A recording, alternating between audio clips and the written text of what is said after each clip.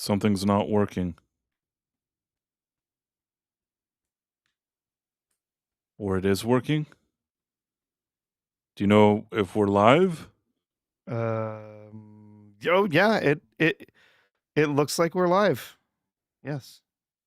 That's so strange. It didn't say anything, so I'm not 100% sure. Oh, yeah, okay.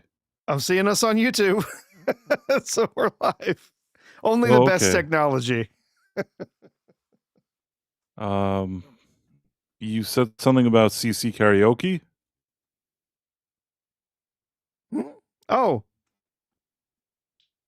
Yeah, yeah, CC is just in the audience. Yeah. Oh, yeah, CC may join us today, but I think he's traveling, so I don't know what ended up happening with him. He says he's home, but he's been up for 21 hours. So I I understand. In any I case, know what that's like. yeah, I understand too. So, such an eventful day today. There's so much going Yeah. on. Yeah. I like you said, there's probably too many things to talk about today. But I think because I wasn't sure we were live, I forgot to say, Yeah, I hello don't think you everybody. even introed. Yeah, hello everybody, and welcome to the Night Owl show we do twice a week where we talk about all the latest in pop culture news, TV and movie reviews, gaming news, general conversations of the day. For those who don't know me, I'm Price of Reason, and back with us after his family trip is the professor himself, Professor R2. How's it going? It's going well. Glad to be back. Just a minor cold from all the crowds and flying and everything. Most of my family has the sniffles, but it could be much worse, right? We had a good time. There were some frustrations. Well, of course, as I mentioned before, we went to visit Universal in Florida, so we went to go see all three of the different parks there. And there were ups and downs. It's all right. Had some trouble getting the kids to get on some rides with me, but we got them. I got them on a few. We got to hop on a few of the rides and have some fun there. And man, Epic Universe was one of the coolest parks I've ever been in. Absolutely gorgeous, amazing visuals. Some really cool, just environments that they've set up there. Just very, very impressive. But man, that I don't know if it's just that park is new and incredibly busy, but man, we spent so much of our day in lines, and in fact spent nearly 3 hours in line for a ride that we didn't even get to ride because they shut it down about half an hour before we were going to get to the front of the line. So we just had to give up and move on with our day and find other stuff to do. So that was kind of frustrating, but we had a good time. We had a good time. Sounds very frustrating. Yeah. Have you ever visited Universal? Right. I only as a kid went to like Universal Studios, Yeah. but in California. Oh, okay. Yeah. Yeah. They have a lot of the same stuff in the Universal Studios in California and Orlando, but Orlando has the extra parks. It has the Islands of Adventure Park, and now has Epic. So, yeah, I went on X and complained to Universal, and they replied to me about the. Oh wow, they actually replied to you. Yeah, they did. I'm stunned. I said, hey, this is ridiculous, because it was it was one of the newer is the Harry Potter ride that they have, the Battle at the Ministry, which the environment there, amazing. They have basically, I'm sure you've seen the Harry Potter films, Price. Yes. To be fair, I'm gonna be honest with you. I didn't see all of them. I saw maybe the first 3 of them. I know people like live by this Harry Potter thing, and there were some like Yeah. I watched it, and there's some kids in the school like futzing around. I know that like people really love it. Maybe one Yeah. day I'll continue to watch that series. It gets much more serious as it goes on. In fact, I think 4 is probably my favorite film. I see. I like that one.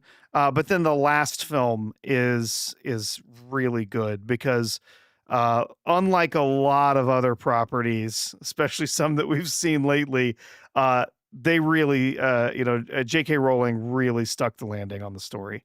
It is an excellent ending. You get to see many characters. There's characters that you actually lose. There's characters that die. There's actual consequences to everything that's happening, and it's very well told story, and the end of it is very good. So that last movie I think is actually the highest rated on IMDb and Rotten Tomatoes. But Well, yeah, maybe I was a bit good harsh with it. good series of films. But I yeah, I I'm not saying that what I saw was horrendous or anything. Like, I watched and it was yeah, fine, but it's for kids, especially the earlier right. books Listen, are very I much for kids. There's no question. Yeah. stuff that's for kids is also for me because I'm kind of a kid, so it's okay. But somehow, I don't know. I didn't hate what I saw. It's not like I saw it and suffered, but I Yeah. think that after 3 movies, I just kind of said, "Oh, okay, I think I get it." And yeah, maybe I should make an effort and watch the other movies. I'll do that. I always say that I will, and I don't get around to it, but I'm going to do it. The one thing that I'm always shocked by is that they released the first movie, The Sorcerer's Stone. They actually released it in England. They called it The Philosopher's Stone, and Yes. then Yeah. And they changed the name for the US because they thought Americans were too stupid. dumb to Yeah, know, too stupid to know what a philosopher's stone was. When the philosopher's stone, that goes back, centuries to alchemy and stuff that happened, hundreds of years ago. So that makes sense. The sorcerer's stone is nothing. It's just it's made up for so the books. strange that they did that, and then Yeah, not only that, they had, like, a situation where they dubbed, like, or something they filmed 2 versions of the movie they so that the did. actors in some takes use that and some takes use that just so they can show it in the US, but now you can watch 2 different versions of the movie because it's not exactly the same take. Very strange, the whole thing, but what Yeah, do I yeah. know? Yeah, but so anyway, one of the environments that you see in one of the later movies. So if you just saw the first three, you wouldn't have seen it. It would have been, I think, it's the fifth movie where you get to see it. There's a place called the Ministry of Magic, which is sort of the government for the magic people, for the wizards and witches.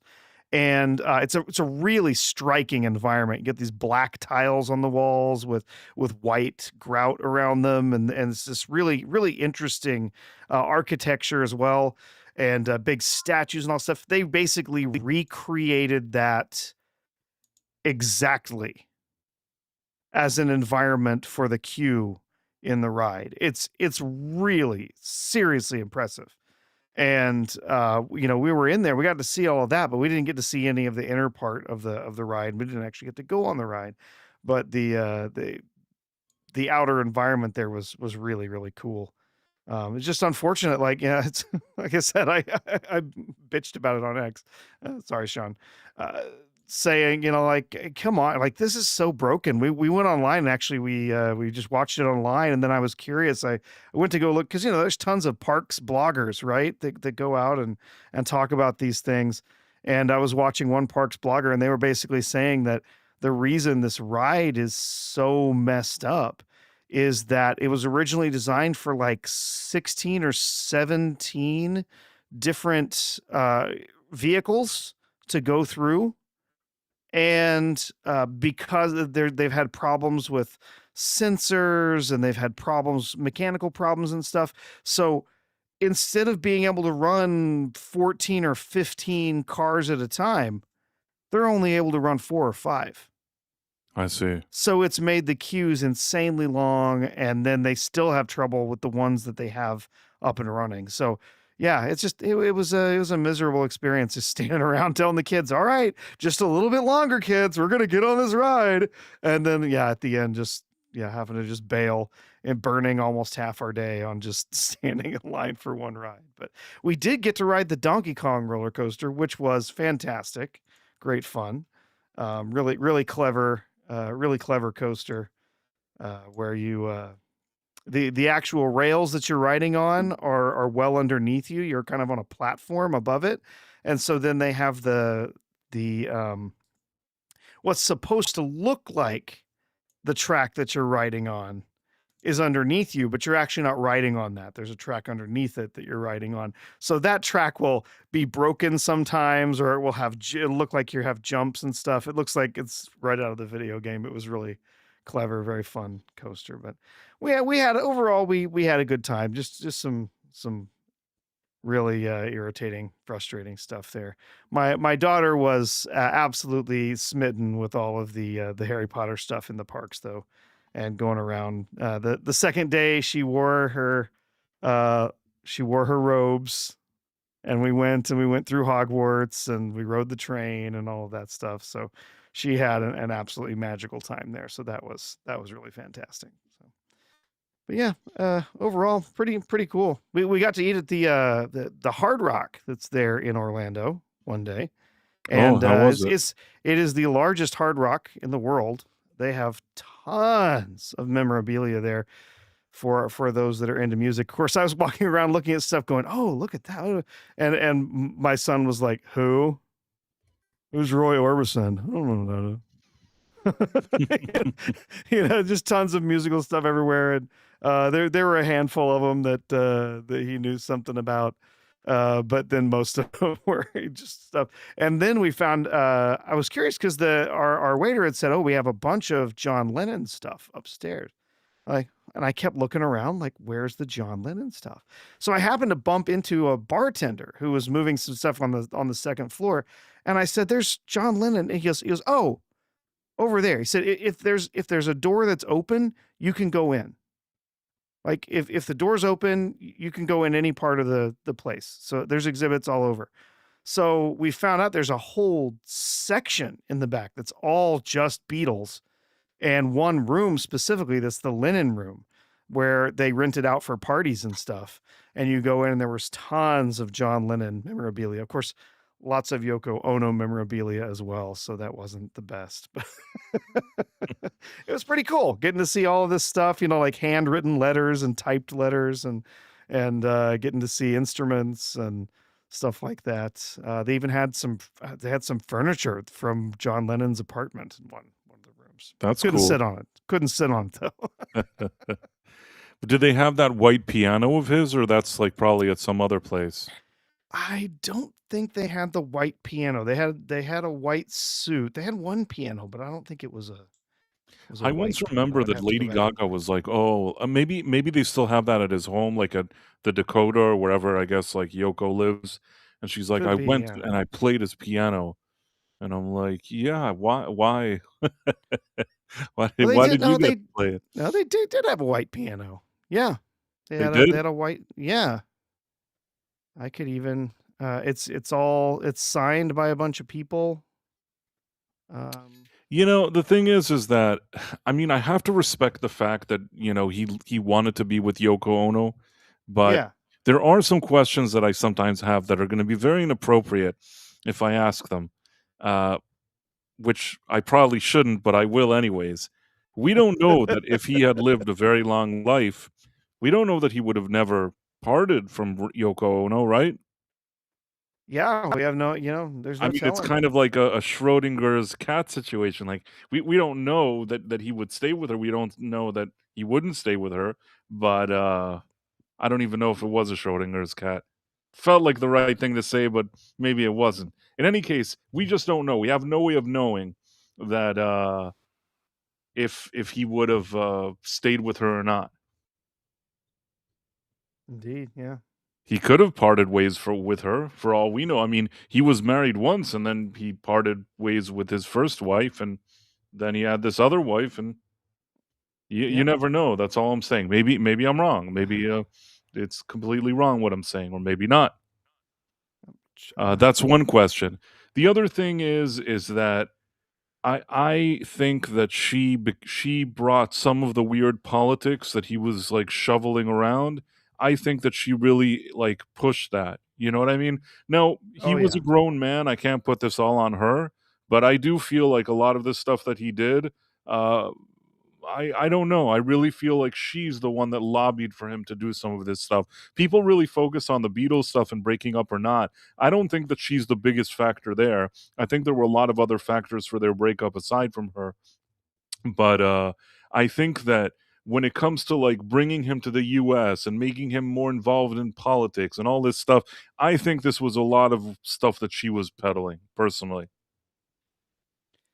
Yeah, very, very possibly. He seemed like a guy that if you give him some guitar and some like, and some whiskey, he probably would have continued to make his music, and yeah, maybe he'd have some opinions and whatever, but I do feel like she's the one that like really pushed him, especially towards American politics for no reason, you know?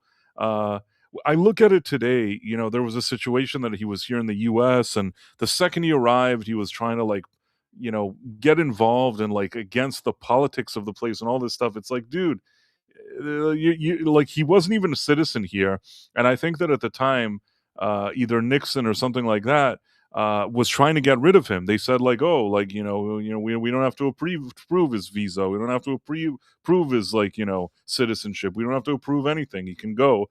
And the truth is, and I like him. I like John Lennon a lot, but as much as I like him, there's a part of me that sort of understands, especially like when I put it in the context of today, when I think of things that are going on.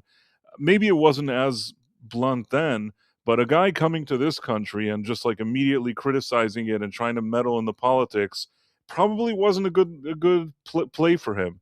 And I feel like when he understood that he was having some trouble with his paperwork and things like that, he sort of backed off. And for a number of years, he was very quiet. Like between about 1975 to 1980, he was very quiet. And then suddenly in 1980, he popped back with like he's doing another album, and he did a little bit of like activism and things like that. I'm not suggesting, I don't know, I don't know that there was anything malicious behind his death, but it's always been strange to me, certain things that happen. But I don't want to dig into these kind of conspiracy theories. Yeah, We hear enough about yeah. conspiracy theories, so I'm not gonna I think about it I, too I much. found the white piano for your price. So if you want to share my screen, I did get a picture of the white piano. Oh, okay, great. Let's see where it is. Oh, presentation. Okay. By the way, the dead man doubts that John Lennon would have stayed with Yoko. Yeah, I wonder, but we'll never know. We'll never know. But yeah, so this is the Young Chang white piano that's there, and it has a plaque showing the people who have played it and have signed it. So 52 of the world's greatest keyboardists signed their names. So yeah, there's some big names on there: Andre Previn, Billy Joel, so on. But yeah, you can see on the That's pretty cool. white piano, yeah, they've signed the keys on there. Yeah, pretty neat. Yeah, no, it's Yeah, very nice. there tons of stuff like that. It was pretty neat. I wasn't sure that that we were going to care to see most of the memorabilia that was there, but yeah, we walked around and had a good time looking at that. There was definitely when Chuck Berry, there's that clip that Chuck Berry seems very unhappy. It was really like a strange situation because people respected John Lennon so much and just wanted to hang out with him, and the last thing they wanted is for like to be on a stage hanging out with him playing music, jamming, and then having like Yoko screaming into a microphone. It's really, really annoying. And again, really like John Lennon, but I'm gonna go out on a limb here and say that it was very disrespectful bringing Yoko Ono. You're doing a jam with Chuck Berry. She has nothing to contribute to that jam. I mean, I understand that what he was trying to do. He was trying to like, elevate her and show like equality and all this other weird nonsense, but the thing is that there's other ways to do it. You want to do joint interviews, you can do stuff like together. There's certainly things that they could have done together, but him like pretending that she's somehow involved in his music, even on his albums, it was like John Lennon and Yoko Ono. Why? Like she didn't do anything to establish that she's Yoko Ono. It's not even like a personal thing. It's like if I was like playing music with him, okay, and suddenly he said like he would say, well, moving forward it's going to be John Lennon and Price of Reason, I'd say, listen, man, you don't need to do that. You get what I'm saying, Professor? Yeah, Like I would yeah, tell him, listen, you're an idiot. Like you're John Lennon. The album is John Lennon. Do not put like it's not. It doesn't matter what my role is here. You're the, main guy on the album. It's your album. It's not John Lennon. Then you put like me on standing naked in the background and like put my, you know what I mean? Like don't include me. I have nothing to like just you can write I'm a musician. When you write the musicians in back, like whoever participated on the album, certainly write my name, but the album is John Lennon. Why would it be John Lennon and Yoko Ono? That is absolutely a disgrace. I hate to say that because listen, I don't know the lady. You know what I mean? Maybe she's a very nice lady. I don't know her. It's not like a personal attack on her. I don't know her. All I'm saying is this: he was John Lennon. She had nothing to do with the musical career that he built. It's not even a situation where he was like living in her basement and she's the one that helped like build this whole operation. He was already John Lennon when she met him. Yeah. And she was aware of that. Do you Yep. Yeah, I know what you mean. like, I know what it's you not a mean. surprise that he was John Lennon. He was John Lennon. She was some weird weirdo that nobody knew. She had some art exhibition with like 5 people like looking at some piece of shit. You know what I mean? Like, it's fine. It's perfectly fine. I don't want to be mean. Maybe it wasn't a piece of shit. Sorry, Sean. Maybe it was the best art exhibition ever. You know what? You do your own art. If you believe in your art so much, continue to do your gallery artwork and whatever, and then don't write John Lennon's name on that. Just write it's the Yoko Ono gallery event. And then you can also see who's more popular, who gets more like, prestige, the John Lennon with his music and albums or you with your gallery. And we could see out on the field who's who, you know what I mean? Uh-huh. Yep.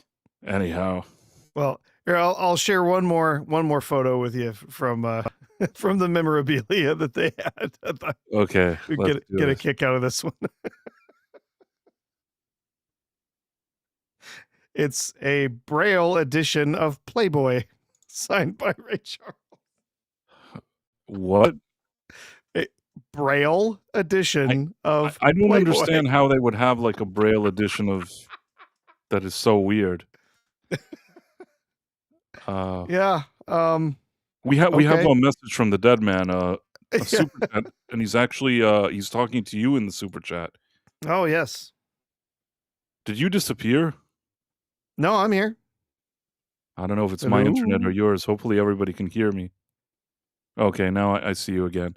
I'm gonna Okay. start. I'm I'm gonna share the here. screen. I'm here.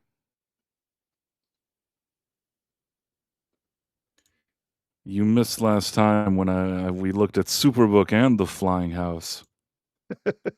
By the way, I remember Superbook. If no one else did, I remember it. I also know who Stark did of you Iron. watch the stream like you I were on also the know who road? Stark of Iron is. What'd you say? I said I also know who Stark of Iron is. You didn't. I still don't know who that is. I mean, he may be great. You're in a group chat with him. I happen to know this because we're both in that group chat. We are? Yeah. What with chat is that? Jill's group chat. Stark of Iron is in there. Okay. I like Jill. Jill's great. The Yep. Dead Man with a $9.99 super chat. Thank you so much, the Dead Man. We always appreciate that. Thank Very, you. very kind of you. R2, last time I was at Universal was when they were building Hogwarts. The Mummy ride was great. Also saw the Blues Brothers stuff. Did not have the JL stuff at the time. Yeah, John Lennon stuff. Yeah, okay, cool. Yeah, no, yeah, we did. We spent a ton of time at the Hogwarts stuff, So- and then we did get to see, because of course this was over the New Year. They were still doing all of their Christmas stuff, so we got to see everything decorated up for Christmas. We got to see all those special Christmas things. So they have a show that they do each evening where they have a bunch of projectors and they light up and do a show actually on the walls on the surface of the Hogwarts building in the park, and they had a special Christmas one, and it was really cool. We really enjoyed it. We stuck around and watched it twice because they do it about every 20 minutes in the evening. So I see. that was fun. Yeah.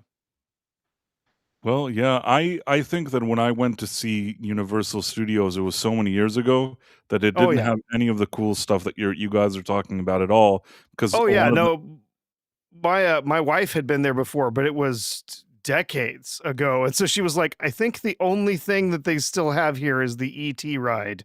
I think it's just like, I think that was the only thing that was around when I came here. It's the only thing she remembered anyway. Because they replaced the Back to the Future ride that used to be there. That's now the Simpsons area. That's the Simpsons ride. Yeah, they've replaced a bunch of stuff. Yeah. Oh, CC Karaoke says Stark of Iron does a great karaoke. Did not know that. That's good to know. Uh, I we will pay more attention. It's nothing personal. I Yeah. just I No, somehow it's you can't know every YouTuber. There's a million of them out there. Yeah. right, no, but if you say we're in the group there, but in the group there's so many people there, and I There's a usually ton of just people in that chat. pay attention to whatever Jill is saying there because I don't really Yeah. some of the people there I don't know them or don't exactly know them. Maybe Stark of Iron, sometime I was on Jill's stream, maybe he was there. I Yeah. don't even know. So it's possible. Well, you might. Knott's Berry Farm. I think in the chat he just goes by Tony, so that would make it Ah, harder. okay, maybe that's part of it. So the real head case says Knott's Berry Farm. Yes, I was at Knott's Berry Farm. I remember that very well.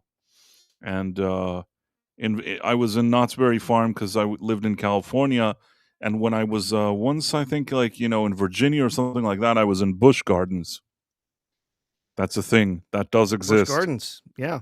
Yeah. And Universal, I think that when I went years ago, I'm talking as a kid, there was something with like Jaws and stuff, but I don't think there was a lot of stuff going on there. It wasn't anything like it is today where you have so many rides and stuff. No, not at all. Yeah. You had something going on there, but for me as a kid, the draw, and especially when I lived in California, was to go to Disneyland. And then once, it happened later that actually I went to Orlando to Disney World, and Epcot Center was already there. At the time, probably today nobody cares about Epcot Center, but at the time, Epcot Center was kind of a big deal. So I had that, and you had this kind of train. I know this sounds like it's like a dinosaur, but you had like a light rail or something, like some kind of train. I don't know how to explain. There was like a shuttle train taking you to the rides from the Yeah. hotel Yeah. in Disney, at least Oh in yeah, yeah. Orlando. Disney has the monorail. Yeah. Yeah, so for me, that I was in a hotel at Disney, and then I had that like monorail, whatever it is, and it took us to the rides. That was like the best thing that ever happened to me. I mean, like there were so many things that like probably wouldn't impress me, like because when you're a kid, you don't really get impressed with anything, but that was impressive. Like the rail into the rides, like that's it. That was it. Like I Yeah. was so happy to be in Disney World Orlando. Oh yeah. They do still have some Jaws stuff at Universal. It's pretty tame. It's kind of hidden, but there's a fish restaurant, seafood restaurant, and there's a dock out behind it. And on the dock, there's a big old hook with a giant fake shark I see. hanging from it. I see. So yeah, I mean, I remember enjoying very much, and the other thing I liked at Disney World was they had something called a penny arcade, and I don't know if they still have that, but as a kid, I really liked regular arcades, but because there was like a penny arcade, I put in coins, and there were these very old machines, ones that you could see like these kind of old movies and all this stuff. It was almost like kind of like a museum of an arcade, and I loved it. I don't know why I loved that stupid arcade. I loved it, and I was walking around like Disney World at night and playing that penny arcade. Man, I That's mean cool. those were some good times, Professor. Yeah, they don't have anything like that anymore. What do Yeah. they do now? Do they have any part? They don't have penny arcade, and then what do they even do there now? They have $5 arcades. They have those. They have gift shops about every 20 feet and restaurants about every 40 feet. And yeah. It was already getting very commercial back then, but I feel like I still was able to go at a time where it's not like, so unreasonable. Right now, it just feels like when I hear the type of pricing that they want now versus what they used to get, even for like high end trips back then, even if like everybody's going all in on this trip versus what they ask now from people to pay on these like trips, it's just, you Oh, start thinking to it's yourself, mind blowing. mind blowing, because you start thinking to yourself, well, maybe I can buy a car You know what I mean? Like, it's you start thinking, like, "Is it really worth all this money to do this Yeah. thing?" And it starts to become really annoying. Like, Yeah. Yep. they've priced it in a way that it's just, like, it's just mean-spirited and Well, and crappy now, like Disney's the worst too. They, the pricing that they've done, the way they've restructured their pricing is basically to cater to Disney adults. It's affordable for a Disney adult with no children to go. It's not affordable for a family of 4 or 5, to actually be able to afford tickets and go to the park and do anything there. Yeah. And then the rides are insanely long unless you get some special pass to be able to jump to the front of the line, and then you have to spend all day staring at your phone, managing your queues and seeing how long the wait is until you get to the next thing and whatever. Honestly, it wasn't that bad at Universal. The app was nice to help us just kind of keep an eye on the rides to see like how long the waits were for certain things, so that occasionally we'd be like, oh hey, look, hey, the wait is down to 40 minutes. Let's head over there. The wait, uh, and that helped to prioritize some things, whatever. There were some people there who were clearly just walking around, having a great time, enjoying the park, enjoying each other. And then there were a lot of people that, my God, man, we're in the middle of this incredible entertainment experience, and they could not look at their phones. Everywhere they went, their faces just buried in their phones. Oh, that's Like, annoying. what the hell? Like, really? Like, I understand, like, you got your phone out taking pictures or taking videos or whatever, or you're looking at the little app to help you navigate the park and figure out what rides are where and whatever. That's one thing, but people just staring at their phones the whole time they're in the park blew my mind. Well, the Dead Man has a 4.99 super chat, which I greatly appreciate. Thank you, the Dead Man. Yes, Price, and have you seen he gave Ray another one Charles' just now house? too. Price, have you seen Ray Charles' house? I guess I'm supposed to say no, and then neither is he. Yeah, I don't assume that he did see it, but he was a good sport about stuff like that. Recently He really was. I really it's so weird. I probably told you this, that Samsung TV, like when I turn on my TV, it puts on some Samsung TV thing, and I don't know how it got stuck for a while on like on a channel that only shows Who's the Boss, a show that I like haven't watched in like decades. And now that it sometimes puts it on, I actually watch a little bit of it because it's kind of nostalgic. And there was an episode, I just happened to like, turn it on, and there was an episode where Ray Charles makes like a guest appearance on Who's the Boss, and Angela thinks that he's like, somebody that's supposed to fix her typewriter. And I don't know, he like you could tell that he's very like very much a good sport about him not seeing, you know what I mean? Like Oh he's not yeah. like, he was Oh, very much a good sport. Oh yeah, no, he had a great sense of humor. I've seen numerous interviews with him, performances. Incredible musician, absolutely incredible. But yeah, he had a great sense of humor, and it was sad because because he was blind, because he was a black man, there were a lot of people that tried to take advantage of him, especially earlier in his career. And Yeah, it's I mean, unfortunate, but he was a great performer. I always loved listening to him. Really unique voice and a great talent on the piano. And we laugh, even the walk hard thing and all this stuff that like that you make fun of Yes. the biopic formula. But I will say that Jamie Foxx was fantastic in that movie. That And was a stellar biopic. I generally do not like biopics very much. That one was really good, and Jamie Foxx did a great job. Yeah. Price watched it and left it on that channel. I don't know what you're talking about. But I mean, basically what happened is that like I've left it on Who's the Boss, and anytime I turn on the TV, it'll be Who's the Boss. I could change it to something else, and then it'll show me that other thing. Now, for a long time, I think it was like music that it just played some music. Then I think as a default, it was showing me like old episodes of like David Letterman, or then once it was like Conan, and then later it was like Family Ties. I suddenly, maybe sometimes I'm like, what is this? And I just press a button and suddenly it shows Family Ties. It was on Family Ties for a minute, and I think around the Family Ties area I didn't realize, and I switched it to Who's the Boss.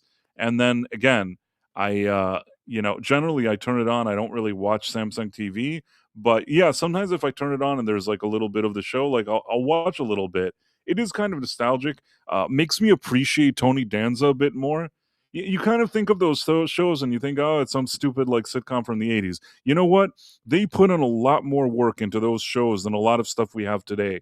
Uh, they worked at a schedule where they had to produce like 24 of those episodes, where every week it's as if they're rehearsing for a play, and then they're filming it in front of a studio audience. And the kind of production, writing, acting, whatever went in there is on a level that like we don't see often now these days. And part of the reason, not the only reason, part of the reason the comedy sucks so much is that they don't have that kind of pipeline where they're working hard all the time, churning out, trying out in front of an audience these jokes and all this stuff. So I actually, I like that, and I think I was telling last time, Mr. Phobos. By the way, shout out to Ista, who was very nice in helping us here in the past few episodes.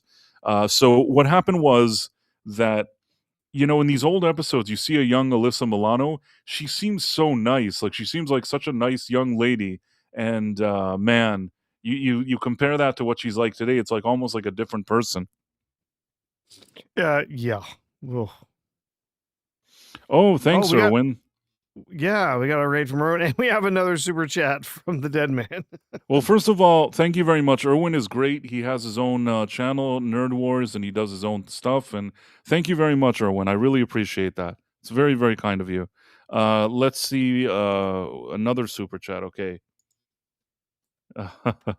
This one's a naughty super chat. Hold on one second. I'm trying to find it. Okay, yeah, I got it. Share this one instead. So we have Busch Gardens sounds like a prawn girl name from the 70s. It does. Big Busch Gardens. Caleb Levine says, I have that Samsung TV also. I love it, but there's a hard channel that shows older stuff and censors the blood. Doesn't work too well when half the movie is blurred. That is kind of weird. I think that what happened is that during the holidays, I think this may be how I don't know. I don't know if that's how I got to Who's the Boss, but I don't know why I flipped around the channels out of curiosity, and I landed on a channel that like throughout the holiday kept showing Die Hard. And I think that they censored the whole yippee-ki-yay thing at the end. Yeah, yippee-ki-yay, Mother Falcon. Something like that. Yeah, they it's kind of annoying. I don't know. Mr. Falcon. Yippee-ki-yay, Mr. Falcon. That's yeah. Is that what they say? I don't even know. Like yes, that's the famous the TV edit. Yippee-ki-yay, Mr. Falcon. I feel like they cut it. He didn't even get to Mother Falcon. They say yippee-ki-yay, and there's like a strange cut or something. Maybe they silenced it. I don't know. And then just the thing happens. It's such a letdown, you know? Yeah, remember when they used to they would do alternate takes for movies so they could air them on television. That was a big thing. They would cut alternate takes so that they wouldn't use swear words, or there would be less blood, or something like that. And it would sound awful usually. It was always hilariously bad. Yes, the replacements that they did for the different swear words were always hilariously funny. What they would do is in some cases, I feel like they didn't even have the real actor doing it. I felt like it was like a kind of a phony actor saying it. And in some cases, maybe they brought the actor later to do ADR when like the actor was like half asleep. So it doesn't sound like the same take. It just sounds like really strange. The only time that I think that it was truly funny is The Big Lebowski. I guess the Coen brothers, along with their cast, they decided like almost as a joke to say the wildest things, instead of the thing that they're not allowed to. And that's why there's that famous scene with Walter where he's like, do you see what happens, Walter? Do you see what happens? What's his name? Do you see what happens, Larry? I think that's what he's called. So instead of the stranger in the ass and all that, he goes, it's like, do you know what it's like to meet a stranger in the Alps? Have you ever heard that? No. Okay, I got to find this now. Talk about funny. Something. Wait, there's another super chat, so I want to highlight that one from the Real Head Case. 1 second, I'm gonna try to pull this one up. But yeah, they completely redubbed the thing to Find a Stranger in the Alps or something like that. It was so strange. What do you guys like or don't about the Terrifier trilogy? Quite honestly, I have to be honest with you, I have not seen the Terrifier trilogy.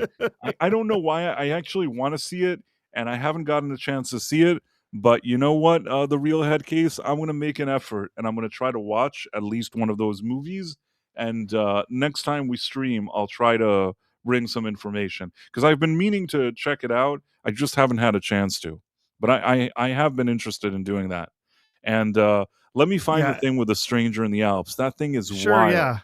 As a huge fan of the horror genre, uh, no, I haven't seen any of the Terrifier films. Head case, I'm sorry. I don't care for horror films at all, so no, I haven't seen any of them. Okay, are Uh, you ready now? I'm gonna show you this. go for it. Yeah. Okay. This is what happens, Larry. You see what happens, Larry? You see what happens when you find a stranger in the Alps? This is what happens. You see what happens, Larry? You see what happens, Larry?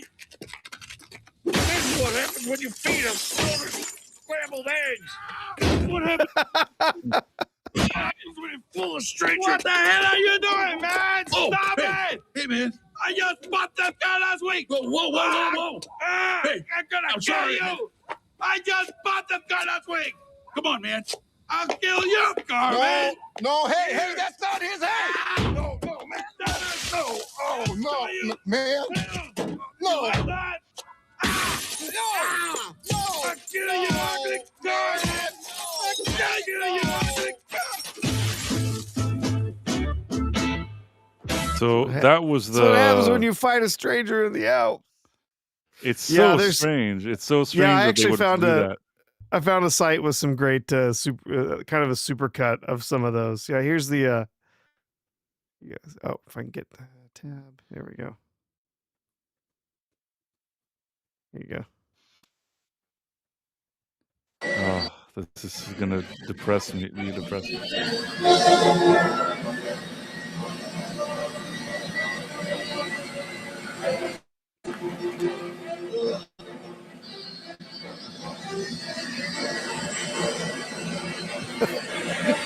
Nice cam of the TV there.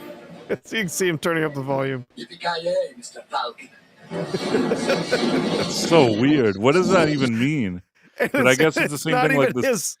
It's not even his voice.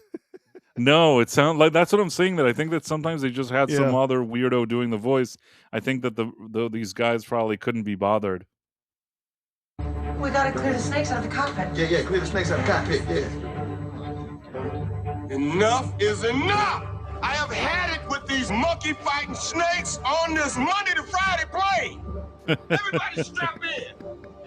I'm about to open some freaking windows. The Real Head Case. the I'm gonna watch it. TV edits. Yes. The real. Hey, I give you my word. I'm gonna watch Terrifier, and I'll let you know what I think. Yeah. Another one. I remember another one. I have to find it, but I assume you've seen The Usual Suspects, Price. That was Before we do, Pure Blood Based Yeah. Berserker says, "What is weird is 70s porn with a prawn with ADR." ATR.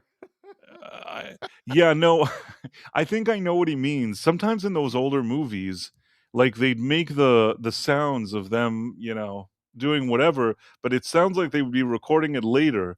So like it's what they were just standing in the room making these noises.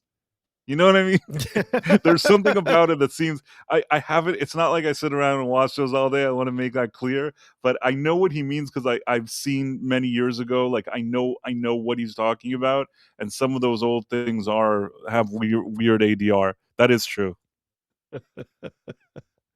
Sal the hamster. Oh, Road Rebel says I literally bought the DVD for that line. Snakes on a plane. Yeah. So Yeah, that's a classic one. No, so another one that is absolutely because so The Usual Suspects. I assume you've seen that one. of course it's a good movie. Incredibly good movie, yes. But of course they use the F word about every other sentence in that movie. So Right. doing a TV cut of that was quite impressive. And they also replaced a whole bunch of mother effers and whatever with stuff. So I remember there's one in particular where he says, hand me the keys, you fairy godmother. Okay, But let's yeah, see. oh, it's pretty funny. Yeah. Oh, yeah, I thought you were gonna show it. Do you have it or? Oh no, I don't think I have that Oh, one. okay, okay. Oh no, wait, I do. It's in this okay. list. It's in the list. Here, I'll show it. That one is in the list. There we go. At that point, I wasn't scared. I knew I hadn't done anything they could do me for. Besides, it was fun. I got to make like I was notorious. All right, you all know the drill. When your number is called, step forward and repeat the phrase you've been given. Understand? Number 1, step forward.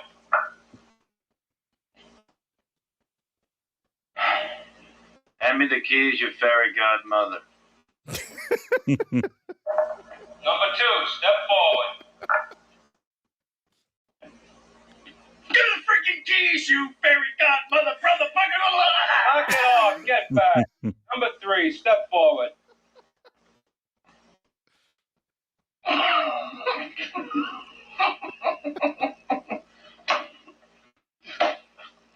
many keys you got, mother? In English, please. Excuse me. In English. How many keys you got, mother? What the? Number 4, step forward. It was bull. The whole rap was a setup. Okay.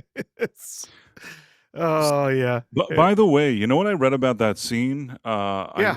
I think that, again, I know, that guy is a weirdo, but I'm just gonna say I'm separating. I don't know what the personal stuff, what he's done and what he hasn't, but I'm saying the director. I think that scene that they're at the station was supposed to be a lot more serious, and they started laughing. I don't know why the actors made each other laugh, and they couldn't stop laughing at this scene. So they're sitting there and laughing. And I think that, the director, I don't know if it's Brian Singer or whatever it is, he got really, really upset. And he's like, you ruined this scene. And he went home and he was looking at it. And I think he initially planned on redoing the whole scene because they ruined it, if I remember correctly. But then I guess he sat there and looked at it, and maybe a few people looked at it with him, maybe the editor or whatever it is. And they said, dude, don't refilm this. Whatever this is, No. this is the scene. It works. It's spontaneous, and these guys, they've been pulled in, put in these lineups like this so many times. This is not a serious thing to them at all. They're, they're just so done with it, and it works. It's hilarious, and it's like a bonding moment for the characters too. Right. Marla Shandoff says they started laughing at this point because number 3 farted. It's possible. It's very possible. All I know is that they were, it wasn't supposed to play out like this. And at the end, I think that one of the things that really stands out in this movie is this scene, which you remember how they were all standing there and laughing. And it's such a happy accident because it adds such unique, a flavor to the movie, which I think that without it, it wouldn't establish, like you said, that they're all kind of, working together. Mm-hmm. I feel like it's so important that it ended up being played out the way it did. So that's interesting. Speaking of being played out, there's a lot of stuff going on. What do you think about? Oh man, all there's this so much stuff going on. But yeah, we got, it's like listen, we'll do what we can. I'm sure the people have been talking about it for a few days now, but you had the whole Venezuela thing, and they grabbed the guy, and now but before we hop onto that, we got one more super chat, and it's about what we've been talking about. So oh, okay. Sorry, I didn't see it. No, it's okay. Okay, hold on one second. No, super chats are very important. So yep. No, I remember that the bit you were talking about with them cracking up and somebody messing with us. And I happen to know, I remember that Kevin Pollak was one of the biggest instigators of it because he's a comedian, and I think that a lot of it was that what's his name? Gabriel Byrne. Very, very serious actor. And so Kevin Pollak took it on himself to try to make him crack anytime he possibly could. And so there was this constant war between him trying to make the actors crack up and and ruin the scene, and Bryan Singer losing his mind trying to make sure that this movie was actually made correctly. So yeah. You know, it ended up being a good movie. I Oh, it's a understand that. fantastic movie. It's so I good. Well, whatever you think about Kevin Spacey, if you haven't seen this film, if you haven't seen The Usual Suspects, okay, so just incredible storytelling. So good. first of all, let's just look at the Dead Man Super Chat. Again, thank you so much. Thank you guys Yeah, for thank you you, and Dead also Man. the Real Ed Case, but the Dead Man, we really, really appreciate what you do for this channel. The Dead Man has his own Star Trek channel. You should check out whatever he's doing. He does Star Trek stuff. It's cool. Smokey and the Bandit on TBS, instead of saying son of a bitch, they said scumbum. For the longest time, I thought that was the real line. Yeah, That's funny. Yeah. I think that Back to the Future had a few minor Yeah, things. they did. Yeah, there were a few little edits there.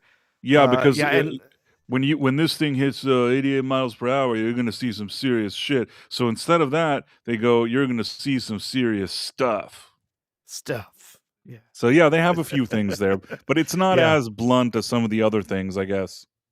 To this day, I can still remember where the TV commercial edits went into Star Wars, because for years, again, I've told you before, growing up, we were pretty poor. So for years, the only recording that I had of Star Wars to watch was recorded off of ABC. Like, that was it. So I knew where they're. Still today, I watch it and I'm like, oh, commercial break goes right there. That's funny. Yeah, I think that I initially had like Back to the Future, maybe, or one of those. You know, sometimes what can you do? It's not like today. Today it's so easy. You're not going to have the one with the commercials, but back in the day, you know, you're not going to buy every movie that comes out. And if, let's say, a movie is on TV and you put it in a cassette and you recorded it, that's your movie. You know what I mean? Like, Yeah, exactly. I absolutely had films that were censored because they were on TV and I recorded them, and that's what I had. Now, there were movies that years later made, or some later time, if I got a chance to get like the actual movie at a later point, or from a friend, or do the thing where we bring two VCRs. You had all these games back in the day, you know. Oh But yes, absolutely. Yeah. but you know, it was absolutely acceptable that if there's something on TV and you recorded it, you use that. You know what I mean? It's better than nothing. There Yeah. were movies. I think that Beverly Hills Cop and 48 Hours, I initially had like the television versions, which is so measly. Like, imagine, Oh yeah. like, why even bother having those movies in that version? But it's Yeah. true. I really did initially have them that way. Yeah. Later on, my aunt and uncle got satellite, and they had HBO and a couple other movie channels, and recorded a ton of movies for us off of the movie channels. So we actually had recordings that didn't have commercials in them. But that was way later. I see. Istophobos says, Professor R2, welcome back, R2. We did our best to keep your seat warm. You did a great job, Istophobos. Everybody Appreciate it, really, Isto. you know, I really appreciate what you've done, and thank you so much, Istophobos. And Big he says wheels to occasionally steal. that he also said occasionally they would film extra scenes to fill out the televised version. Yeah. Famously, there's a television Superman. cut of Superman, and there's also the television cut of Star Trek: The Motion Picture that has a number of scenes that even the current release today does not have. So yeah. I mean, there's one thing, although I don't think I saw this on TV. I don't remember why, but I saw a version of Superman in Superman 2 where there's a boy that tries to run away from Zod, and then they kill him. There's like actually a boy that gets on a horse and rides away, and they kill him. And then somebody says to Zod or something, "You didn't have to kill him. He was only a boy." And then the lady, what's the name of the lady? Oh, Zod's there's three of them. What's yeah. the? You know who I'm talking about? Yeah. Oh, why can't I think of her name? I can't remember either. I'm Um, ashamed that I don't remember because I really should know this. But in any case, she goes, "He's a boy that'll never become a man." Yeah. That's kind of like dark stuff. Like, that is very, very dark stuff. For like, I until this day, I'm very surprised that such a scene existed. But when you usually watch that movie, you s- don't see that scene, which is yeah. weird. Like, Yep. Zubro Seth It's says, yeah. Zod's bitch. Zod bitch. Yes, It's that's exactly Ursa. Ursa is her name. Like, Ursa. yeah, So Ursa Ursa. goes, Yeah, and the yes, other guy he's was Non. Yeah. right, Nan, and then yes, he's a boy that'll never become a man. Let's see. I'm now curious about it. Superman to boy horse scene.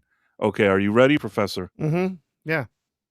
See, they call it a deleted scene, but I saw this scene for real. Like I had a version of this movie that I legitimately sat and watched, and nobody said it was a deleted scene. I don't know why I had it. I don't know where it was shown, but I had this one. That's the only way I know it existed. Are you ready?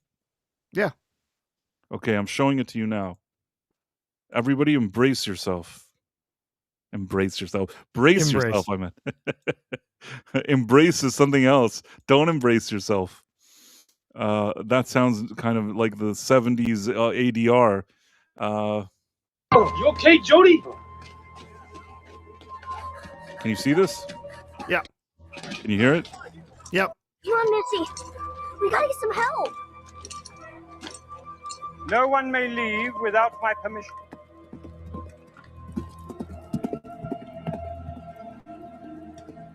I said no one leaves.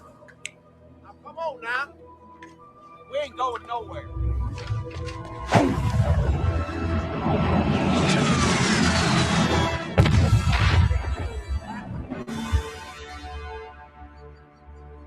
He was only a boy.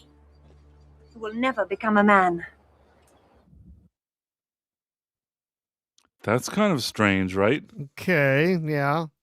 They're killing a kid in the movie. Kind of a surprise, you know what I mean? Yeah. E. Clay Thomason says the Jerk has a lot of scenes found only on the TV edit, unfortunately. Few of them should have been included in the theatrical release.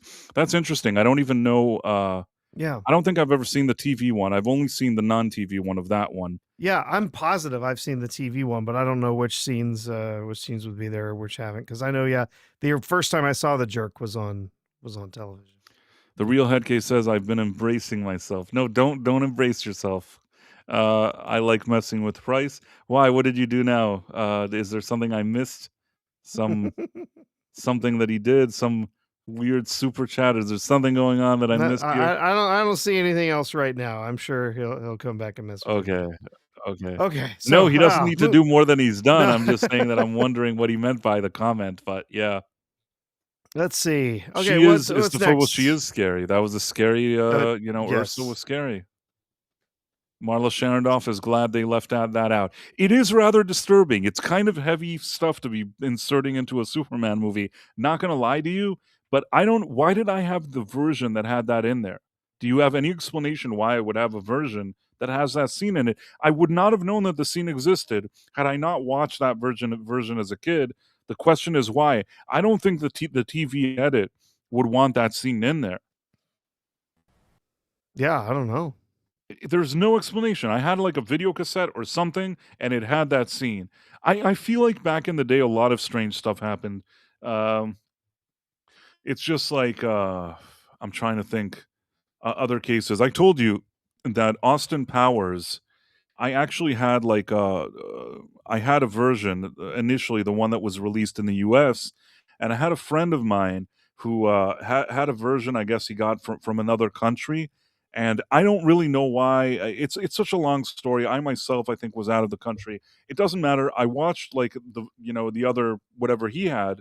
I didn't know there was any difference between the versions, and there's like complete scenes that were left on the cutting room floor in the American one, which I actually wouldn't have edited them out. I actually like the scenes, and Yeah. I was really happy when I saw them. I'm like, wow, I really like this. And I was so shocked that there was like, at least 3, 4, 5 additional scenes that I thought were great. Yeah. So Yeah. It's like the British version or something, maybe like yeah, the European version. international. You know what, So Deeple? yeah, go ahead. I will say this. I told you guys before that there were times in my life that I wasn't in the US, that I was actually, outside the US, even in my childhood. So I guess maybe because of that, it could have been that I saw an international edit.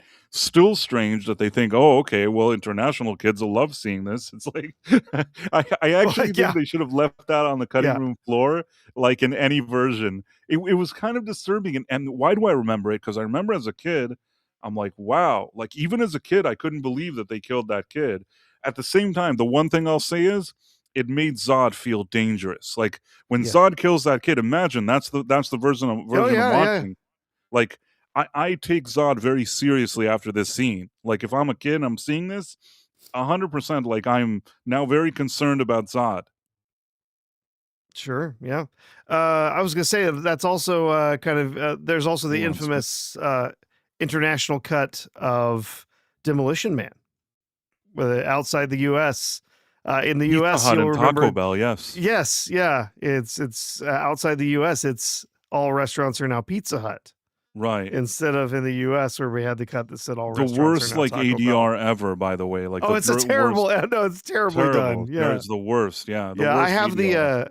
I have the 4K Blu-ray, and it comes with you can actually switch on the different versions. Oh, I see.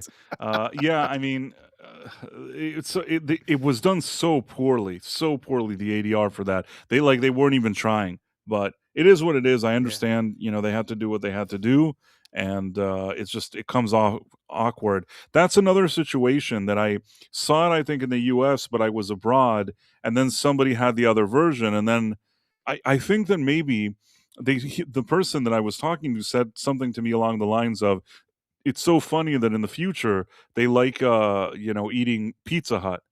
And I'm like, I think they like eating Taco Bell. And he's like, no, they like eating Pizza Hut. And then we were arguing about it, because imagine, like, why would we be not correct? You know what I mean? Like, why would either of us be wrong about such a thing? And we're both firm on it. I'm like, no, it's Taco Bell. No, it's Pizza Hut. And then like he brought his version, he put it in like the VCR. We pressed play, and what do you know? They said Pizza Hut with that weird ADR. It was crazy.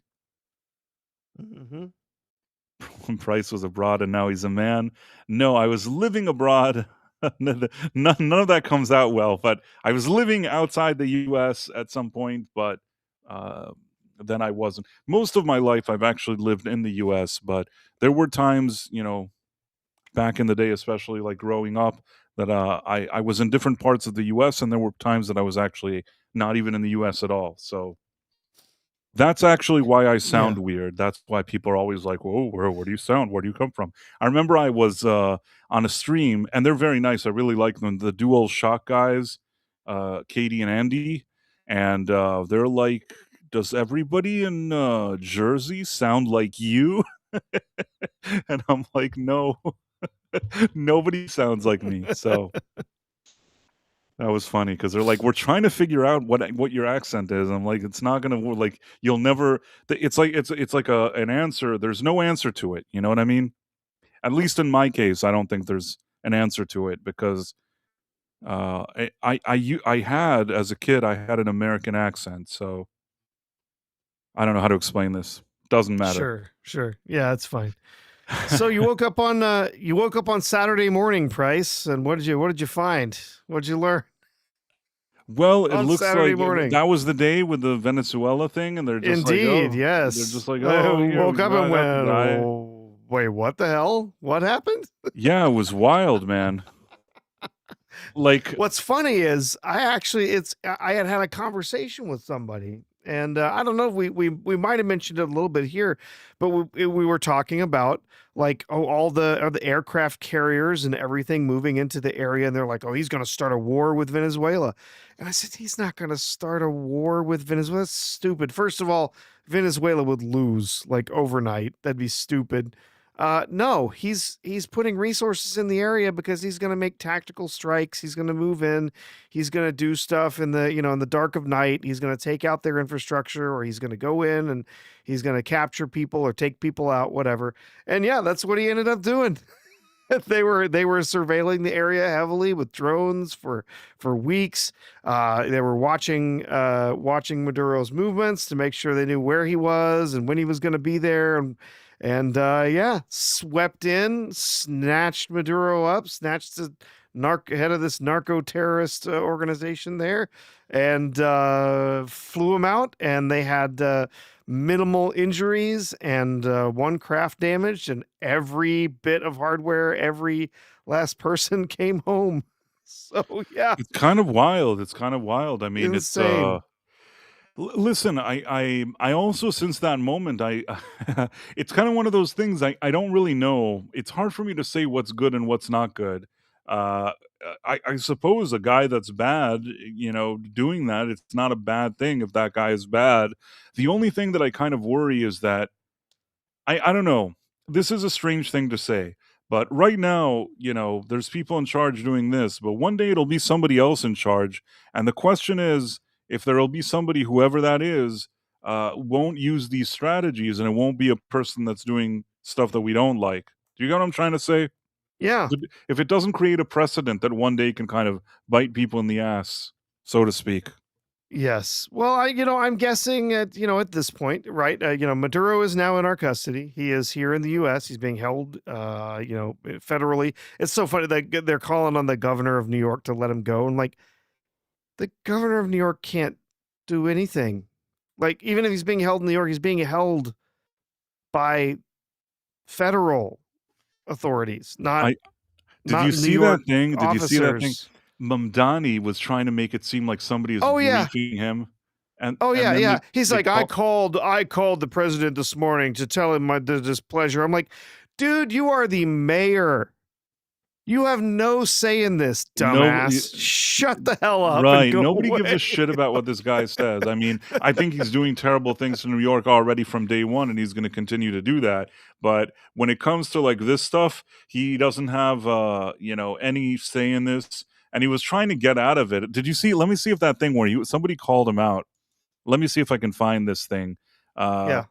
You can talk a little more about this thing, what you think about the whole situation. But I want to try to find... Yeah, it's fascinating. Here, I will point out something. This is funny because I've actually seen this. Issa pointed this out in the chat.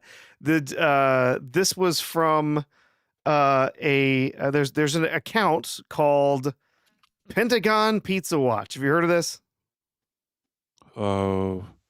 Is that the thing where if they order a lot of pizza, you think that something's going to happen? Yeah. So Domino's Pizza, 1.4 miles from the Pentagon, experienced extreme spikes in activity, 333%. Papa John's also reported high activity. So they knew at 12:09 p.m. on the 2nd that some shit was hitting the fan. Sorry, Sean. They like, oh yeah, something's going on. It's pretty funny. But I think they should stop ordering pizza. Because they need to order out Chinese or something. They need to find another way to do this, because every time that they start ordering, everybody talks about it. This is the thing. Let me see if I can share it. Where Mamdani pretended that people are briefing him on stuff, even though he's not being briefed on anything. Such a twit. Yeah. It really annoys me that they elected him. It really, really annoys me, man. There's such, there's such stupid people, Oh yeah. Oh, and he's my just opinion, at least. He's gonna crash and burn too. It's gonna be. Reach out to you or members of your team to begin the vetting to get federal security clearance. That briefing, yes, was conducted by my team, and the question of federal security clearance is one that's ongoing. So, do you have it right now? No, not as yet. Clearance yet, and has any... So all of it was just bullshit. There's something that I just this guy I've never liked. I'm sorry, I don't want to be mean or anything. I never liked this guy, and I still don't like him. He's such a slippery. Oh yeah, no, he's a nobody. It's hilarious. He got this job, got elected to this job. He's never really had a real job in his life. He's never done anything.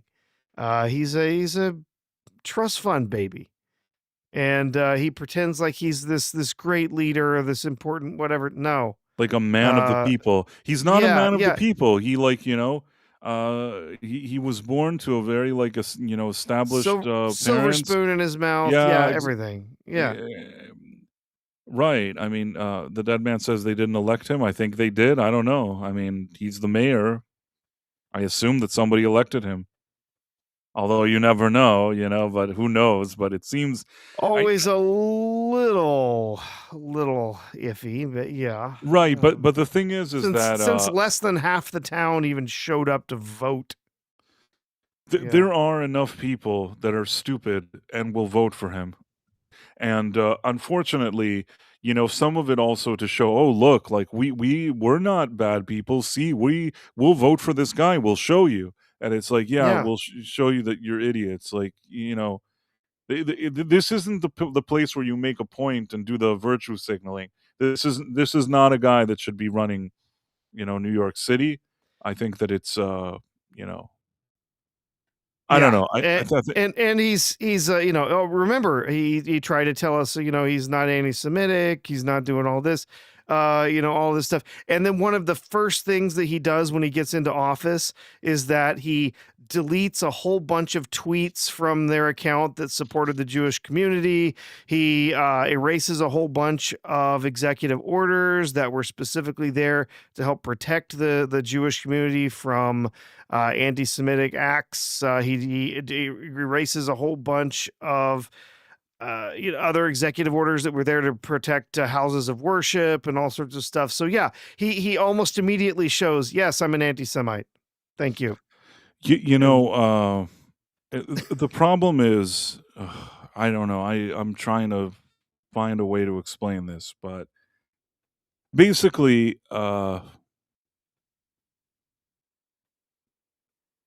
I've noticed that there's people that are very kind of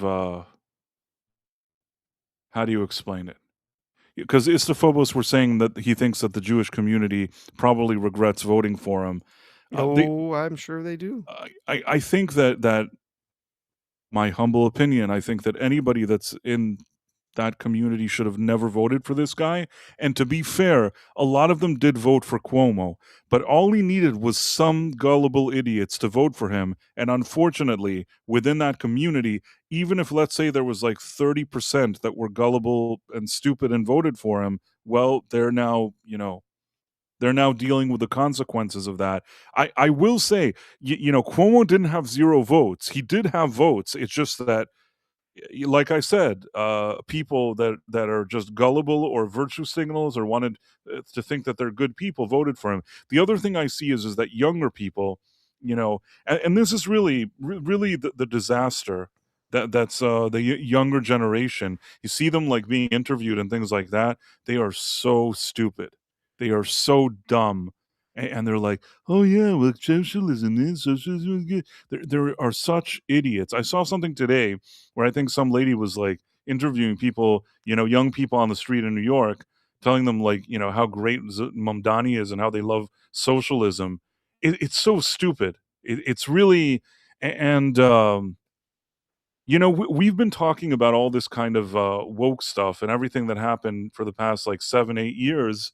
And we were sounding the alarm initially when it started. Before we were doing streams, before we were anything, you and I were in those communities, even online, sounding the alarm on whatever social media we had. And nobody was listening to us. But it all mattered.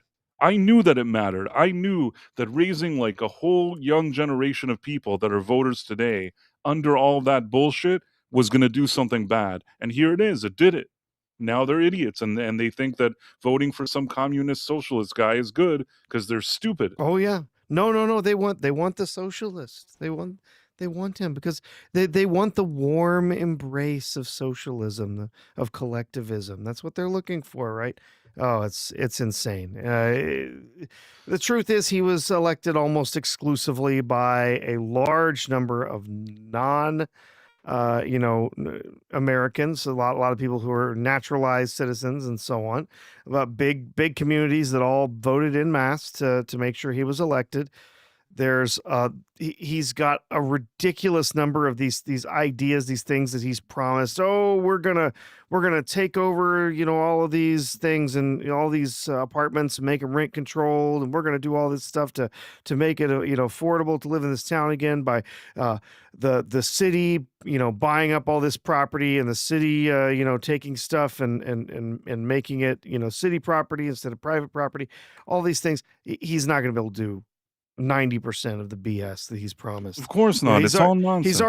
He's already completely lost out on the buses thing. He's going to offer free buses, except guess what? The city doesn't actually run the buses. The state does, and the state has said no, we're not doing that. So right, yeah. I mean, listen, but the fact that he's just here to just cause problems and that's all he wants to do, it's a disgrace. And the Jewish people that voted for him and are now regretful should have never voted for him. I will say again, a lot of them voted for Cuomo. Cuomo didn't have 0 votes, but it's enough that he had some gullible, especially the younger gullible idiots. I'm sorry, but gullible idiots like the ones that I see being interviewed and things like that. And that's how he a lot of it was that, or just virtue signalers or things like that. But I think that enough people had enough sense, and yeah, they didn't make the choice easy. The truth is that there needed to be much better candidates running against this guy. The problem that Cuomo had beyond his baggage, the same way that Eric Adams had baggage and Cuomo had baggage, and Curtis Sliwa is kind of a strange guy. I'm not saying that he's necessarily terrible, but he wasn't going to win this. The only thing that could have won this is that whether it's like independents or Republicans or both, needed younger people against him. Meaning, if you saw these kind of like debates or things like that, this guy is a slippery weasel, like Mamdani, but he is a guy that understands social media, and he's younger and quicker, in giving his like bullshit answers. Sorry, Sean, and doing whatever. Whereas, like you had somebody like Cuomo who's already like 70, and Sliwa who's also kind of older, and they were operating in slow motion. Whereas this guy was doing all like the TikTok and the quick answers and all that, and it made the difference. And I think that if anybody would have ran a guy that wasn't like 70 years old and didn't have a bunch of baggage, there was a much greater chance of this guy not getting elected. And the fact that somehow he got snuck in here and even ran this campaign, which in my humble opinion is backed, one has to wonder where this guy came from and who's backing him. You know what I mean? Oh, absolutely. Well, I mean, we know it's well, there's a lot of different NGOs and stuff that have been outed for having backed his campaign. But the biggest one, no, but there's also like people that are like foreign, whatever, that are tied to it. And yeah, he said, "Oh, I gave back the money. I didn't give that." Yeah, okay, they found one thing, so you said you gave back that money. But honestly, let's not kid ourselves. Somebody like this, with the kind of backing he got, it comes from from somewhere. Let's put it that way.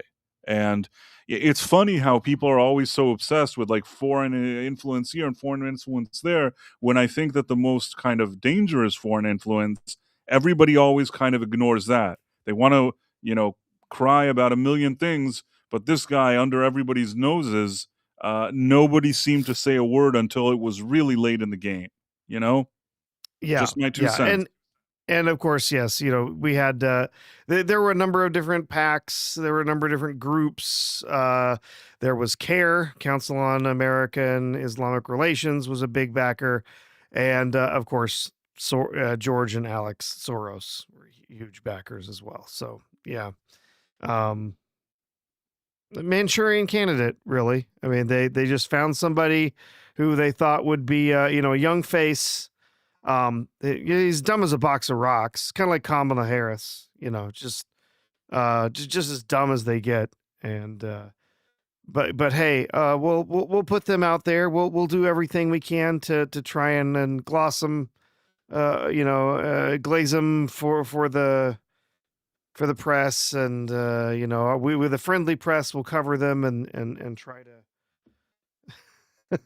to try to make sure that they look like great characters or whatever. Gee, it's terrible. It's Price awful. for mayor. Just so you know, I mean, I couldn't run against this guy. I don't actually, I'm not there. But what I will say is this: when I saw he was running, I really wanted to run. It doesn't make any sense. Like I don't think that I probably would have been. What I'll say is this: I would have been better than him at whatever Yeah. this is. I would have. I at least would not have come in there saying, "Oh, let's do communism." Already making me a better candidate. Okay. Now, Yep. do I think I would have been the best candidate ever? No. Do I think I would have been better than this guy? Yes. And that's why I'm like, oh, like I wish I would run against him. I think that in debates I would be able to answer quicker. I'd be quicker than those other guys. And, in theory, at least I wouldn't bring too much baggage, I guess. So I think so. Like, maybe it would have Yeah. been Well, that interesting, was, but that was interesting. You mentioned that. I saw earlier today there was an exchange on X.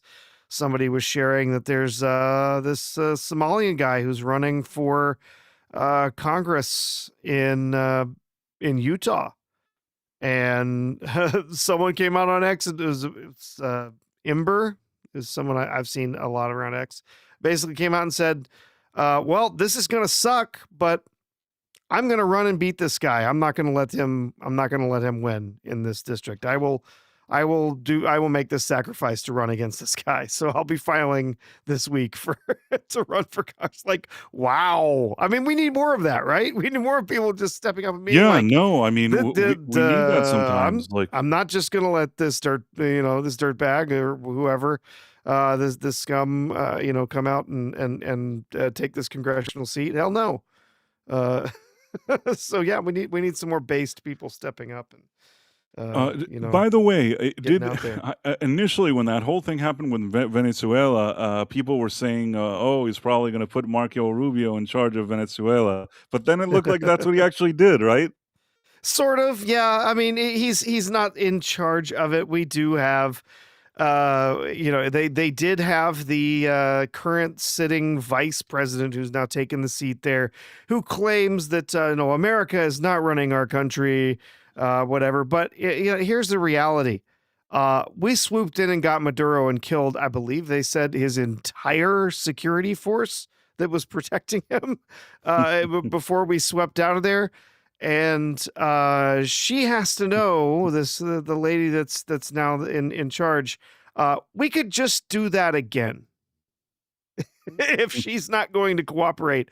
I think the plan is pretty simple. She's the quote unquote duly elected person, even though we know that those elections were absolutely falsified. It was an absolute scam. Maduro was not elected. He was defeated in a landslide. But they're going to have her take that position, understanding that we could swoop in at any time and just take her out if we have to. And then they're going to push. I'm quite certain they're going to push for free elections, for that post very, very soon. And hopefully then that means that they can have the candidates that Venezuelans have chose, to run their country. Someone who is going to, work closely with America to help reestablish this country as a democracy instead of the disastrous totalitarian regime that they've had there. But do you think that there will be years. something now that this is going to be a smooth thing, or we're going to, I think the one thing that people are worried about is this becomes like a lengthy conflict that somehow, the U.S. has to be involved in something. How much do you think the U.S. is going to? I don't think so. You don't think so? No, I don't think it's going to be a lengthy conflict that we'd be involved in. There's obviously various different forces inside of Venezuela. There are people who are, loyal to Maduro, loyal to his narco terrorist regime that they had in place for a long time. Obviously, some of those people are going to be a problem. There's lots of different forces there, or rebellious forces. But no, I don't think that this is something. I think that we're going to be able to offer support in the area as much as possible to try and make sure that they can hold some peaceful elections. And I think the people of Venezuela are ready for it. Have you seen the videos of them in the streets just partying like it was Mardi Gras. Just unbelievable amounts of people thrilled that the United States has come in, which is hilarious. Because have you seen the other videos, Price, of like these leftists marching in the streets, waving Venezuelan flags, saying that you need to reinstate Maduro, so you need to stupid. put him back. It's all the and like I saw something that somebody did with AI. I don't know if I can find it now, but somebody did something that all the people that were doing like the free Palestine are now like they now switch now like they want to free Venezuela. They're so Yeah. stupid. They're so dumb. It's just like I don't know. It's embarrassing that we have this in the country and that they can't understand that this is bad. You know what I mean? Yeah. Yep. And they have literally there's videos of actual Venezuelan refugees in New York City talking to leftists saying, I was tortured by Maduro's people, by his regime, and I had to escape the country or I would have been killed. It is a good thing that he's out of power. And all of these leftists trying to tell Venezuelans, no, that's not how you're supposed to feel. You're not supposed to be happy about this. You don't understand the real implications of like amazing. They're claiming, oh, well, no, Venezuela, they're supposed to be sovereign. It's a sovereign country. You can't just come in and kidnap their president. Well, he wasn't a legitimate president, just so you know. He hasn't actually been the legitimate president there for some years because he hasn't won the last 2 elections. He's, used various different methods of voter fraud to ensure that he stayed in power. But, telling, no, you can't, you don't understand why he's, no, these are Venezuelans. These are people who understand perfectly what is going on there. There's been some polls that have been taken in South America from all of the different countries in the area, and essentially every single South American country, it is a majority of every one of them that says this is a good thing that they got rid of Maduro. We're happy with this development. Everyone down there says, we are glad this has happened. It was time for him to be gone. I'm glad that they finally took action. And also, these are the same Democrats whose president just, a little over a year and a half ago, put a $25 million bounty on Maduro's head. So you're trying to tell me, no, we put a giant bounty on his head, but it's not okay for you to actually do something about it. That's not okay.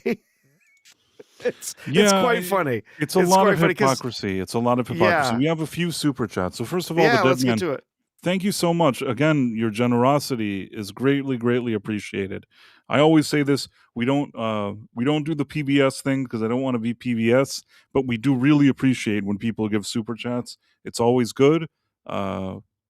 It's not something, like I said, we don't force anybody to do that, but anybody that does that is doing us a great service, and the dead man is a true friend of the channel.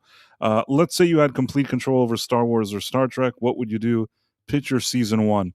The problem with both of these, first of all, is that I think that the brands have been really, really damaged. Severely. I think that with Star Trek, you have a better shot of doing something quickly than Star Wars, and I'll tell you why. Star Wars has always relied on this kind of joint lore that like starts with the Skywalkers and everything that goes around it, and it's not easy. Although I have an idea for what could be done with Star Trek, there are opportunities. You take Kurtzman, you get rid of all of his crap. You just kind of say ignore all that Star Trek Discovery and all the crap that he did. Just ignore all of it and pretend it never happened. Then the next thing you do, you treat the canon as the original series, The Next Generation, Deep Space Nine, and Voyager, I suppose, and Enterprise.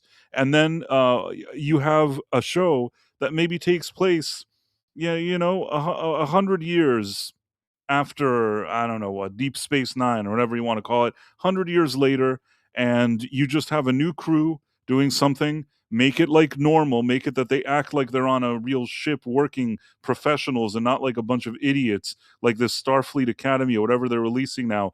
Just have them professional, doing a job, going on adventure, have clever writers write something that's interesting and sophisticated if you can, and maybe there will be some kind of audience for it. It's difficult. It's very, very difficult now to do it, but maybe there's still something that you can salvage out of it if you do something like that. What do you think, Professor? Because you're a bigger Star Trek expert than me. Yeah, yeah, sorry, I just saw you What? wrote something. No. I had to step away for a second. I'm back. Okay, now. okay. I'm good. Yeah. So yeah, I kind of Star Wars and Star Trek both are in an awful spot right now. Really, you said the damage to the brand is brutal on both ends. I think Star Wars. Yeah, I think Star Wars is more damaged.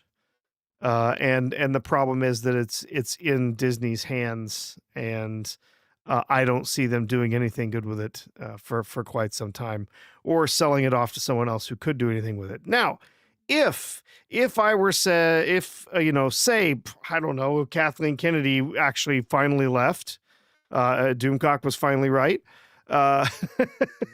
If she was gone and whatever, the first thing I would do is fire Dave Filoni. He's an absolute hack and does not deserve to be in charge of Star Wars. And then I would decanonize everything that Disney has done. It would just be gone. I would do the same thing they did to the EU. I would do to every single piece of anything that they have done since Disney bought it. All gone. I don't care about the stuff that was good. It's still gone. It's off just like the EU. It's turned into the Legends or whatever, and it's out there, and you can watch it if you want to, but it has no impact or whatsoever on anything that we're going to do. And then I recast all of the roles of the original characters. Work really hard to make sure that we find some really great actors who are committed to the roles. We recast those original characters, and we make the Heir to the Empire trilogy out of the Heir to the Empire books from the EU, and recanonize a lot of what was out there in the EU.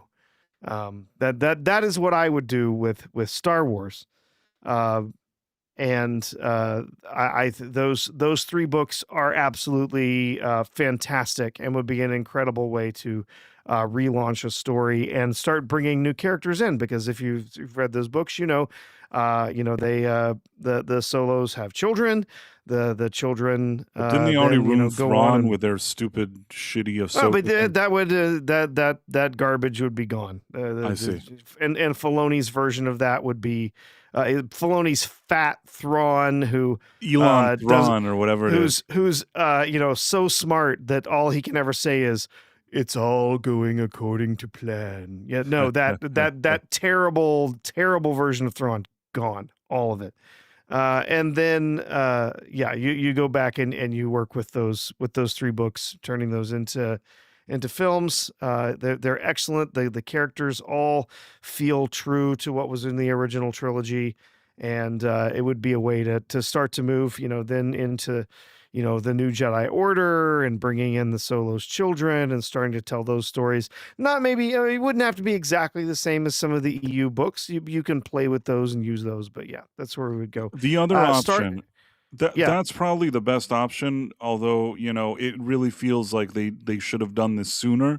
And the other option, which this one is like, more risque, but you jump forward in time also a few hundred years.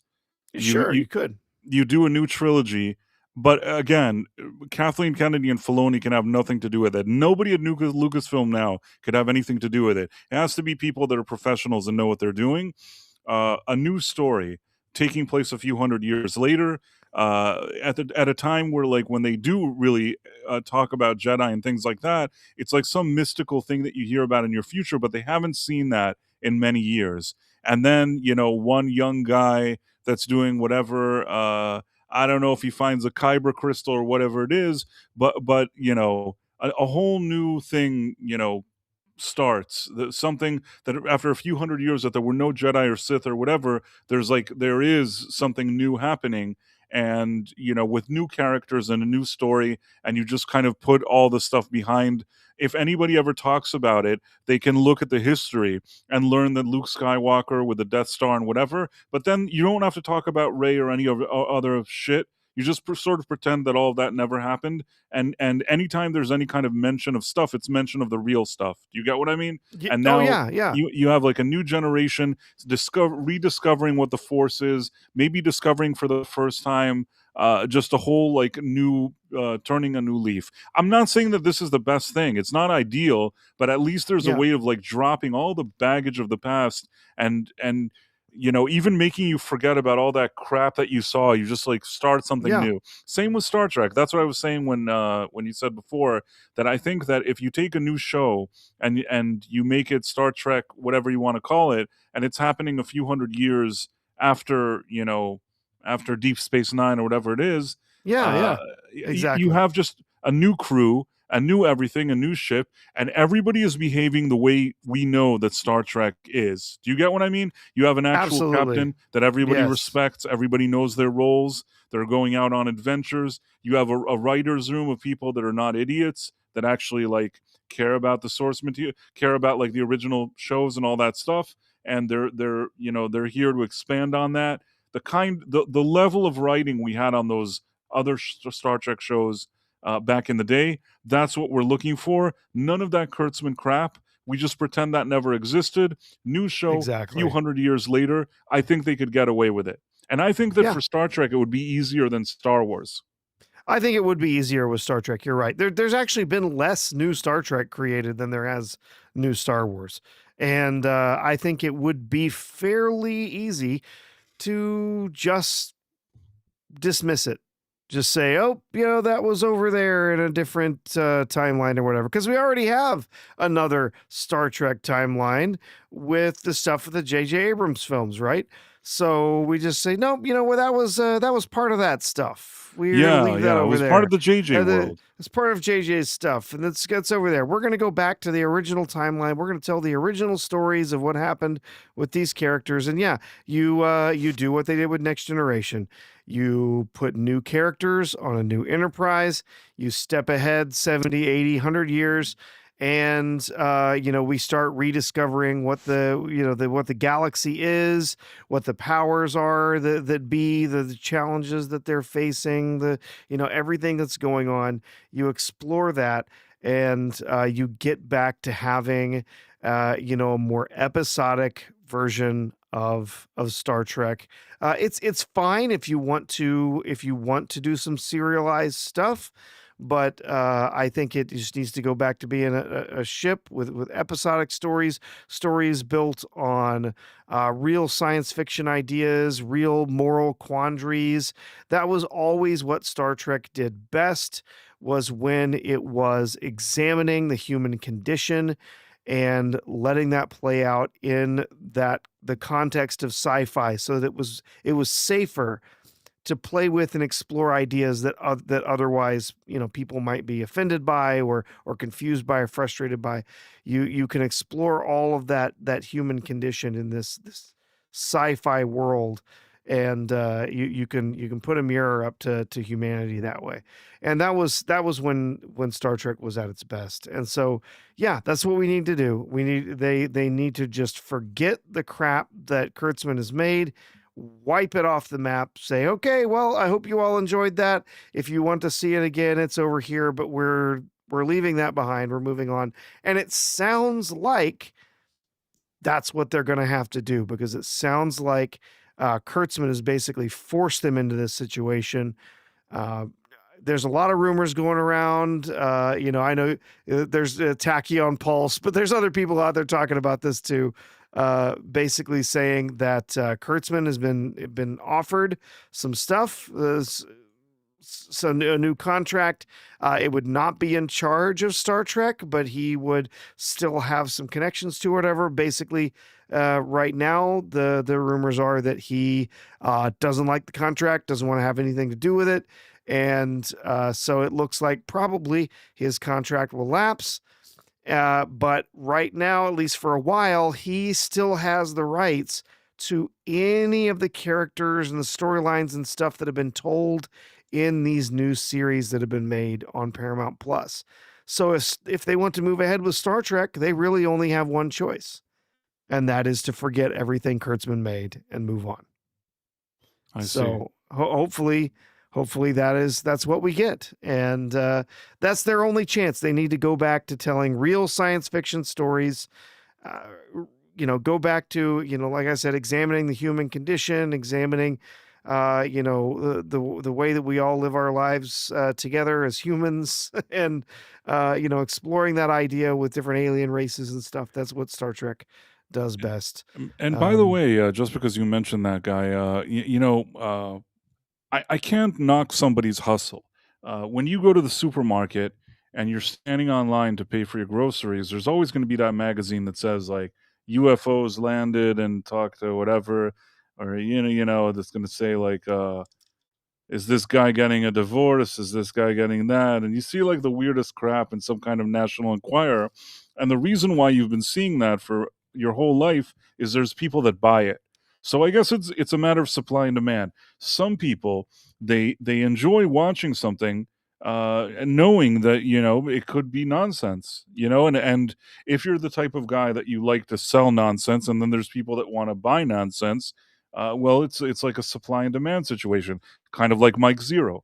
Mike Zero, his stories are basically he sits there, thinks of a story that never happened and never will.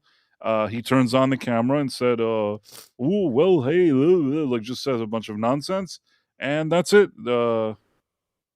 That's it. He says it and he uploads it, and he's been doing that for Sure. years. He probably has by this point. I haven't looked. It wouldn't surprise me if he has like 500,000 followers, just waiting for him to make up nonsense.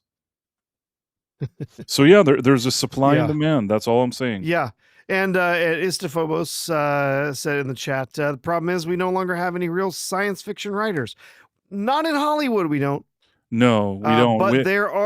But there are real science fiction writers out there if they're willing to look for them. There are real people out there who know how to write science fiction, but they're not in Hollywood right now. The people that are in Hollywood are creatively bankrupt, and no, they have no idea how to write science fiction. In fact, most of them now don't even know how to write. They just, they go back and rip off somebody else's stuff, and half of them now use AI, even though they say they don't. Right? So it's not a good position. But yeah, hopefully, they take some time, they find some good showrunners, and try to make something good. I think the biggest problem right now with Star Trek is that Star Trek, I don't think Star Trek works best as movies. It works best as a TV show. I think they're wanting to jump back in and start making Star Trek movies, and they shouldn't focus on that. They need to focus on shows, and they need to make shows that have more than 8 episodes every 2 years. They've got to make a show that's got 14, 18, 20 episodes a year. And that way, what, if we get a crap episode or whatever, well, it's one crap episode out of 20.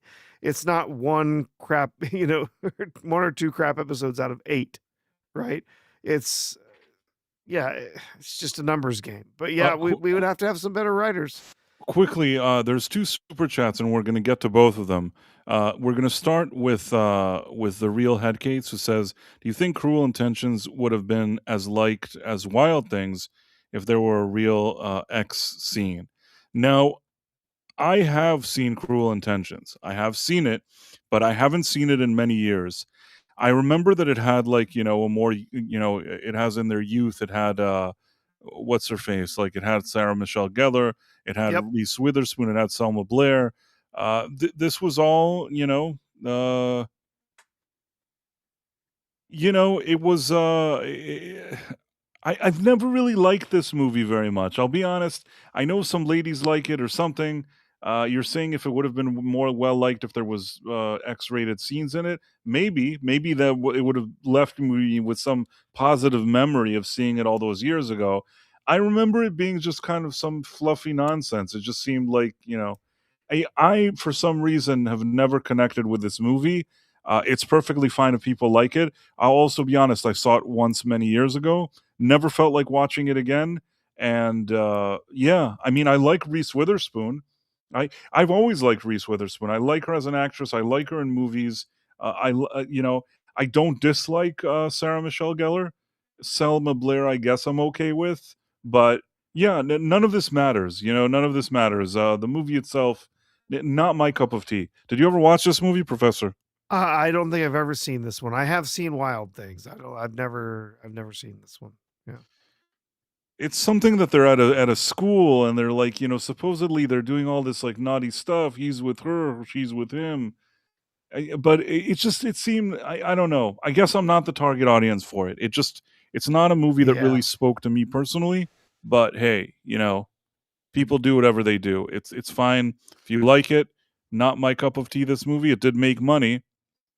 And yeah, I don't remember there being naughty scenes in it. Maybe, like I said, maybe if there was naughty scenes, I'd remember it more. Now, Wild Things, I'm trying to think. Is that the one that had Melanie Griffith or something? No, wait, that's a different one. Which one is Wild Things? This one, it says it's an erotic thriller that had Matt Dillon, Kevin Bacon, Nev Campbell, Denise Richards, Robert Bill Murray. You know what? Mr. Headcase, I'm ashamed to say that I don't know that I've ever watched this. Have you ever watched this movie, Professor? Yeah, it's been a very long time. I think I saw it when it originally came out. Was that what happens in Wild Things? This is so. I did like Nev Campbell. Back in the day, I thought she was. I mean, I don't dislike her now, but you know what I'm saying. What was this movie about? Tell us. There was one of the characters accuses the guidance counselor at the high school of serving some grape juice, and so there's this. It just goes. It goes like every direction. There's all sorts of conspiracy stuff that has to do with blackmail and a murder and all sorts of stuff. It's honestly, I don't think it's a great film. It was at the time. I don't remember it being reviewed all that well, but it got a lot of attention because it had Nev Campbell and Denise Richards looking absolutely just sex pots. I mean, incredibly. I mean, hot. that was the time that they would have looked great. Yeah, like that's exactly the time. And then to put them in a I movie. believe there was a scene where the two of them made out with each other. Yes. Now it's all coming back. That was So that was the draw for that movie, not the story. I see. Let's put it that way. Well, I mean, I don't remember it being particularly a good film. I believe this. It was one that we were that I think is some of the guys rented and brought to the house one night. We watched it. I was like, why did we watch that? I don't. Okay. Well, now I know why we watched it. But yeah. Well, what I will say is that the other movie, and I'm saying this to the real head case, is actually Wild Things had a budget of 20 million and made 67 million. So not a huge financial success versus Cruel Intentions, which had a $10 million budget and made $75 million. No doubt about it. Cruel Intentions is like a much bigger hit than the other one. This one actually made real money. But no sex real? Yeah, I think that you never really see real sex in those things. Oh, no, not of course not. Yeah, most, unless like once in a while you hear about a movie where you're like, oh, do you know that they really did whatever there? But it's very rare. In most cases, it's like a phony situation. But yeah, we answered that one, and now there's another thing. Let's see what this is. Okay, now I don't claim to be an expert in this thing with the voting machines, and I'm going to be very careful because I don't want to say things that I'm not 100% sure about. But I guess at least at face value, Professor, did those voting machines come from Venezuela? Not Dominion. There's another company called Smartmatic. I believe, yeah, Smartmatic or SGO. I think there's another name they go under. These were used in Venezuela, and they were manipulated by Maduro's people to try and manipulate the outcome of the elections there. So they're pretty standard voting machines. They tabulate stuff and print out little sheets or whatever that show how many votes were counted, whatever. And so this was the evidence that things had been manipulated, because some of the people who were watching the votes in different districts were taking pictures with their phones of the little tally sheets when they came out. And when they started adding those up, and they looked at the official counts that were coming out from Maduro's government, they were showing millions more votes for him than his opponent, Gonzalez. And none of those things could be verified through, versus what was seen by the poll watchers there. So he used the Smartmatic machines, manipulated those. So there have been accusations that there were the same manipulations. There was some backdoor that was there that was used to manipulate voting machines here in the U.S. There has been no evidence of this. It's just another one of those things that, it's a very popular thing. It's actually been brought back up since we captured Maduro, and Price disappeared on me. Hopefully he'll be right back.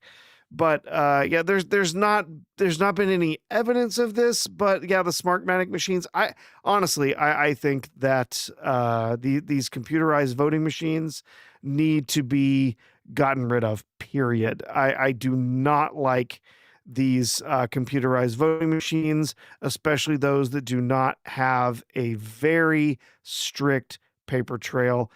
Every single vote needs to be put on paper. Now, if you use a tabulating machine to sort of scan it in so that you can get those votes counted more quickly, understandable. That's fine. But we need to have an absolute way to make sure that if something looks like it's off, if we need to recount votes, or something happens with one of the tabulating machines or something, we have literal paper trails that we can follow. Pure Blood-Based Berserker says it's been proven they're hackable multiple times. Yes, absolutely, it's been proven. None of these voter systems like this, these computerized voting machines, they don't even allow them at hackathons, because they know that they are vulnerable. In fact, there's even been companies that have sued various different groups that have brought one of they've managed to get a hold of one and brought it to a hackathon, because they didn't want anyone to find out how easy it was to get into those machines. So yes, absolutely, they are hackable. But yeah, we need, and I've said it multiple times, paper ballots, voter ID in every last district nationwide. Every one of them. Paper ballots, voter ID. You know what? Why not? Why would we not have this? We want to make sure that our elections are safe. We want to make sure they're verifiable.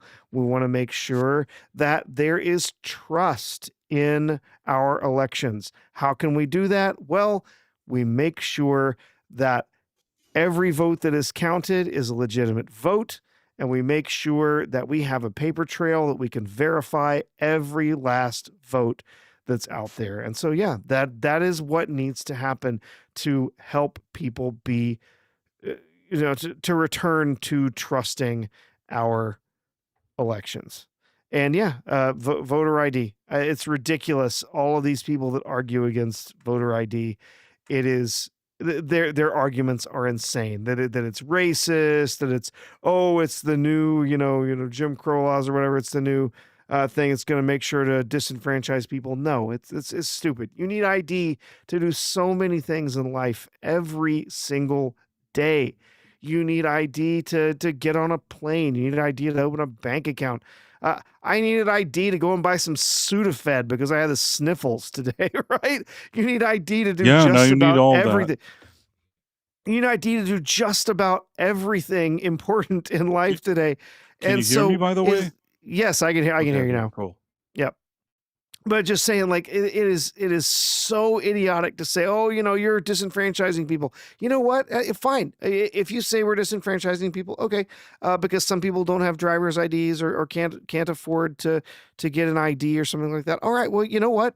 Make it necessary for states to offer a free ID. If you're getting a driver's license, yeah, you got to pay for it. But if you're not going to get a driver's license, you just need an ID so that you can verify your identity to vote. Make that free. It's not going to cost that much, right? It's not going to cost states that much. Make that free. I mean, we got an ID for my daughter so that we could fly. It was only like $15 for it's like. But okay, so if people can't afford that, right? All right, that's fine. Let's make it free so that they have ID and they can verify. Someone said, Sagacious says, don't you need ID to get welfare checks? Well, not in Minnesota, as far as I know. But in a lot of places, I'm sure. Oh, I'm glad you're back, Price. You disappeared there for a bit. To connect through a different internet. Like I think that the whole internet is out. I don't know if it's the weather or something happened, but it's like my backup internet. That's why I was asking if you can hear me normally, but if it seems okay. You sound fine now. Yeah, your connection looks good. So yeah. Don't you need ID to cash your welfare checks? Yeah, I mean, that's what I would say. I don't get this thing, and I don't think this should ever have been some weird political thing. I think that generally speaking, unless there's some kind of other reason that's not a legitimate reason, you want everybody to have ID because, and people are like, oh, like now minorities won't vote. Listen, when they need to get like paperwork, when they need to get, want to buy cigarettes, when they need to buy, alcohol, whatever it is, they all have their IDs. This is not an excuse. This is nothing. This is the thing you say that's fishy if you don't want them to have ID. The fact that they continue to pretend that like not having ID is great is just baffling. You know what I mean? It makes no logical sense. And the fact that like, you have people that are so they don't even want to look at the facts. They're willing to do it because maybe Democrats or whatever it is, or people that are what you call leftists, they want it so badly that the people won't have ID for whatever reasons, and it doesn't make any sense. It's a very bad look. Yeah. And you know what? It's just it's absurd. Yeah. And no, I'm not calling for national ID cards or anything like that. Digital ID. No, I mean there's ID in every different state, whatever. But it's you go through a process to verify those things, right? You have to show, hey, I actually live here. Here's a bill, or here's some other thing that I have to prove. Yeah, I actually live here. And that way you can say, yeah, this is the district I belong to. I'm registered, and then whatever. They also have to get rid of. I don't know if it's me or you, Professor. I think it's still you, Price. Professor, can you hear me? I can hear you, Price. Can you hear me? Oh, and he's dropping out on me again. Can you hear me or no? I can hear you. Can you hear me? I can hear you. Yes. Okay. Yeah. I think it's you dropping in and out. It's all right. Well, the like whole... I said, it's my backup internet. Jason Webster says, Price and Professor, I love South Korean cinema and K-dramas. I have seen over 400 K-dramas from beginning to end. since 2020. So if you want to know which are great ones, I can give suggestions. That is good to know. Yeah, I actually have a friend who's huge into Korean dramas and other Korean stuff. So yeah, it's a lot of people really enjoying some of that media from Korea because well, to be honest, they don't make a hell of a lot of good stuff here anymore. So why wouldn't you look to Korea, right? Just like everyone reading manga instead of comic books and watching anime instead of watching any of the stuff that's being produced here in Hollywood. So yeah. Watch the media that speaks to you. Watch the stuff that's good. Not disagreeing. Tomahawk 511. Not disagreeing, but won't they just make phony voter IDs? Well, it's possible, but that's going to be a lot more challenging to do than some of the different stuff that they have now. The same day registrations where you sign up and you get a ballot and you fill it out, and then lawyers go to out there to say, oh well, you have to count that ballot because it was provisional, and they say, well no, it's provisional, it has to be verified, but they say no, you have to count it, you're required to count it because whatever, right? And so all of these like same day registration things, huge issue. Mail-in ballots, huge issue. I'm not saying to completely get rid of all mail-in ballots. We do need to have ballots that are available for people who are legitimate absentee ballot voters, people who are in the military, people who are traveling or whatever, people who are disabled, who cannot get to the polling places and need to have those.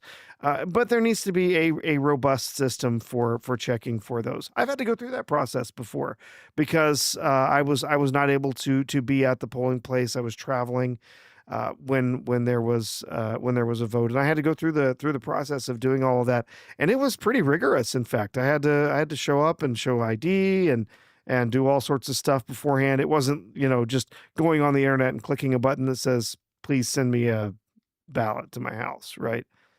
That's the way it should be, right? The ballot, the vote needs to be protected. It needs to be, we need to make sure that it is legitimate. It needs to be protected in that way. So, yeah.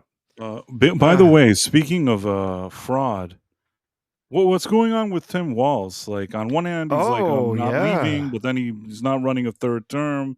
Well, and, no, he's not leaving yet. People. Yep, no, he's not leaving yet. You're right. Something about ICE? Yeah, I mean, first of all, ICE, a ton of them have gone to Minnesota. And then he was like having a meltdown about it. On one end, he said he's not running again. But on the other hand, he's like, I'm going to fight this. I'm not going anywhere. It's like, what are you supposed to fight? He kind of, he's conflicting himself. Do you get what I'm saying? He seems very... Oh, yeah. Well, of course. I mean, come on. This man, like he wouldn't conflict himself. He's a joke. It's absolutely maddening to think that this guy could have been a heartbeat away from the presidency. That this guy was who they chose to be the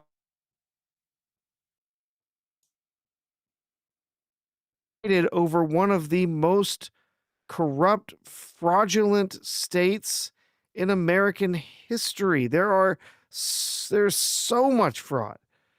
It is absolutely astounding how much there is, and they're uncovering new stuff almost every day. Yes, they did have a huge surge of ICE agents that have been moving in to Minnesota and that in various different areas, and they're there. Not just ICE; it's a lot of DHS people that are there. They're looking through stuff. They're checking up on documentation, audits, various different things.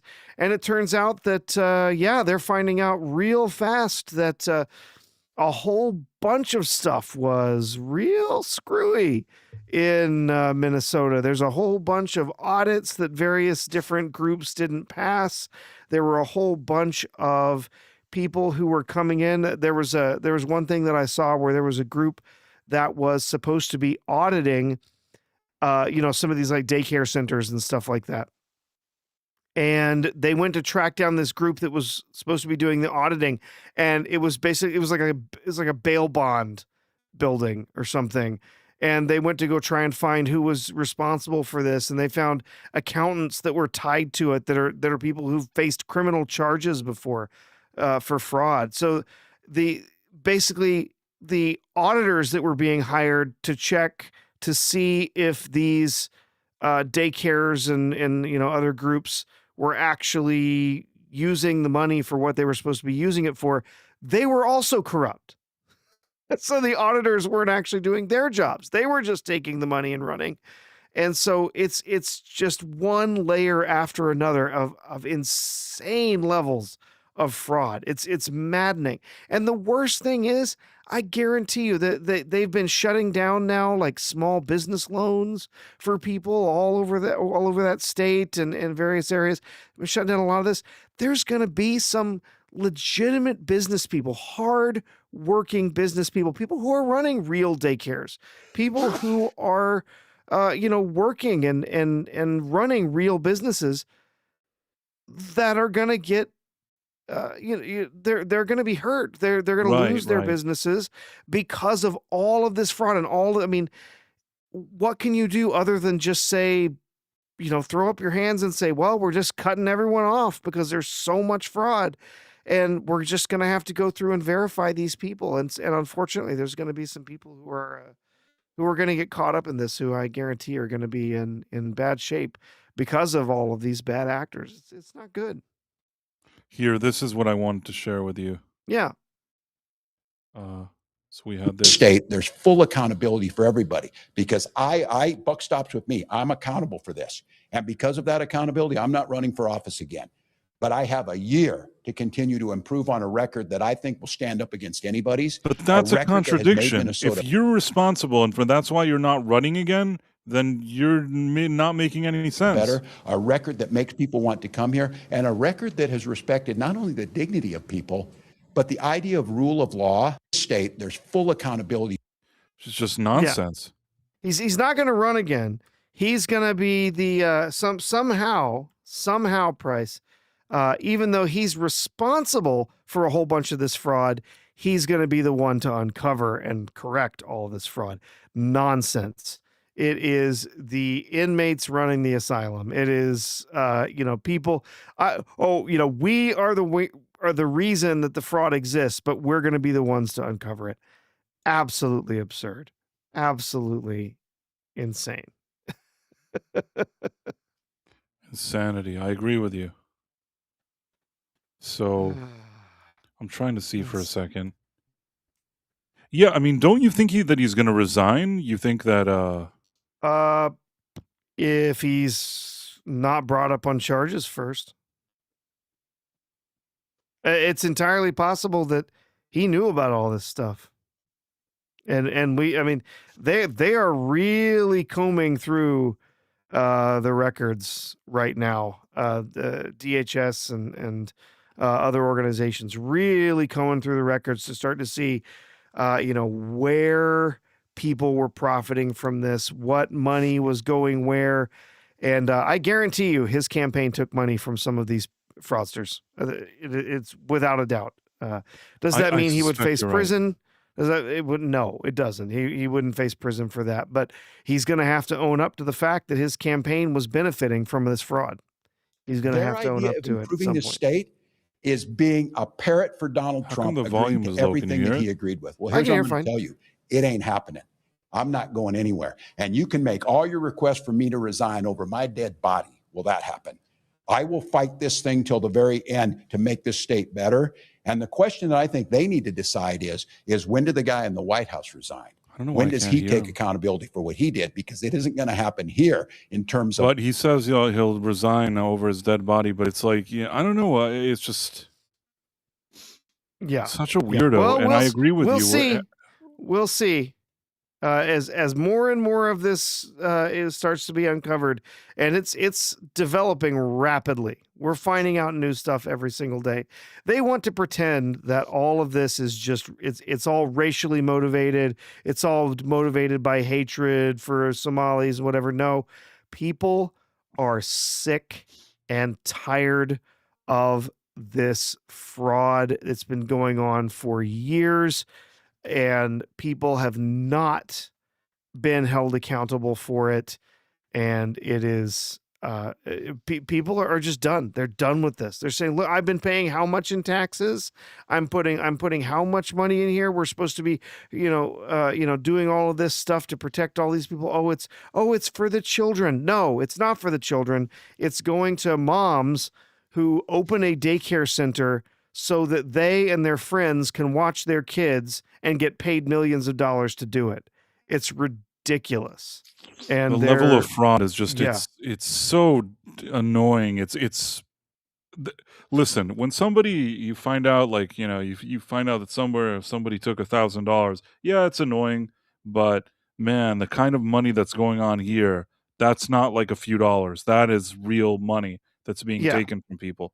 Yeah, this isn't when you got your paycheck and somehow there was a few $100 extra in there and you didn't point it out, right? It's not that kind of thing, right? These are people who are actively using these blue zones, these states that were friendly to their causes and didn't want to call people out because they're afraid they'd be called racist or whatever.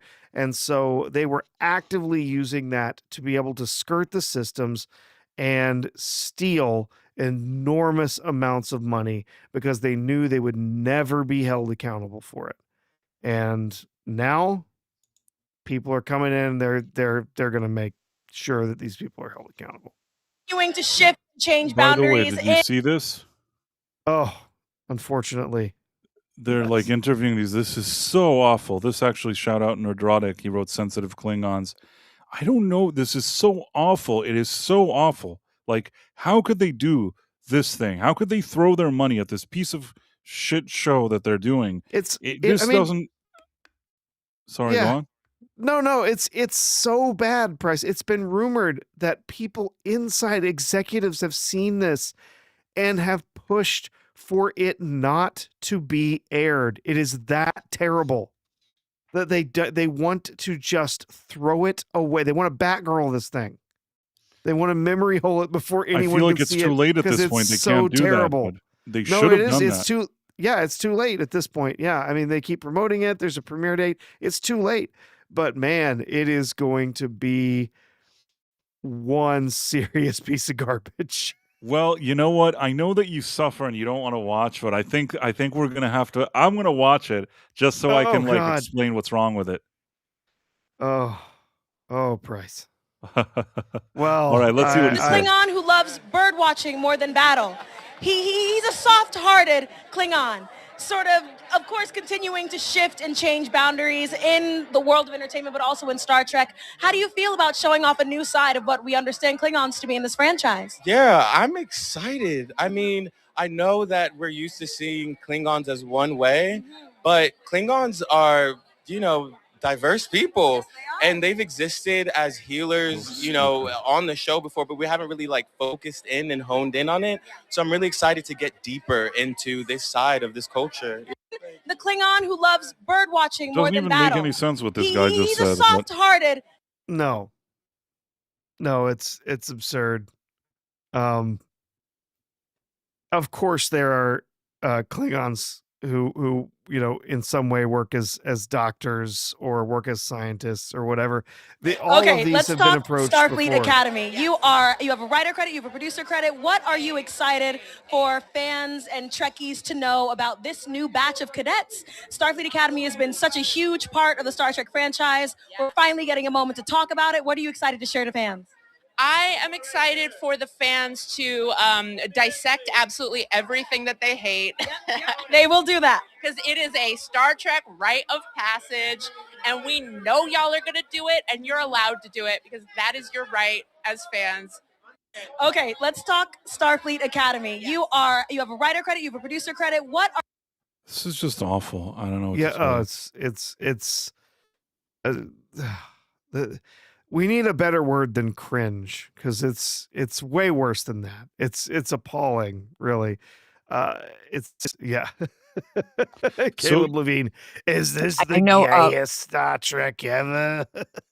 It is. It looks like it It absolutely totally is. is. It It absolutely totally is. It is is the gayest Star 100% it Trek is. ever. There's no question. No question. So this is something that I wanted to show you that I hate to say it, but it kind of annoyed me. So it says everybody loves Raymond star Patricia Heaton explains why comedy shows aren't funny anymore. Blah blah blah. So let's listen to what she says. Are you with me? Mm-hmm. A really veteran comedy writer said he was in a writer's room where a bunch of the writers were in their 20s. And they had a character that was like a Marine, and he didn't like to hug anybody. He didn't want guys hugging him. He would like tense up. And they were writing this character, and one of the young writers said, "Well, that's really homophobic. We can't write that." And they said, "Listen, how does a character change and evolve unless they start in some place?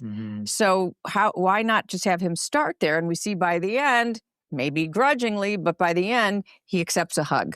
Like, you can't have that ending unless you have that beginning. So there's a certain wokeness, I think, in some young people, although there might be even a backlash against that now in this era that we're in. I remember you telling me a couple of years ago that you were in a writer's room for a show that I think maybe never aired, where you basically felt they had to hire this diverse cast of writers, and they were basically fighting the entire time over what was offensive. Right. Yes. It's obvious, but it's crazy. Right. That's because the first thing I heard was like where they came from or what ethnicity they were or what sexuality they identified as and I kept thinking, yeah, but can they write comedy?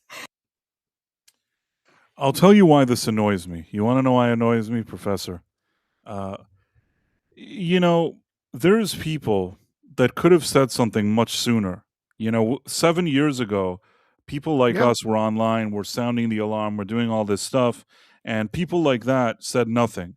And, somebody could claim, well, you were sort of working in entertainment, why didn't you do anything? And I'll tell you why, because I just wasn't that significant. Meaning, if you're already rich and you have a lot of money and you were on a hit show and you probably don't have to work again, and there's a problem in the industry and you're witnessing that and you know what's happening and you're just sitting around and you're not saying anything, that's kind of shitty.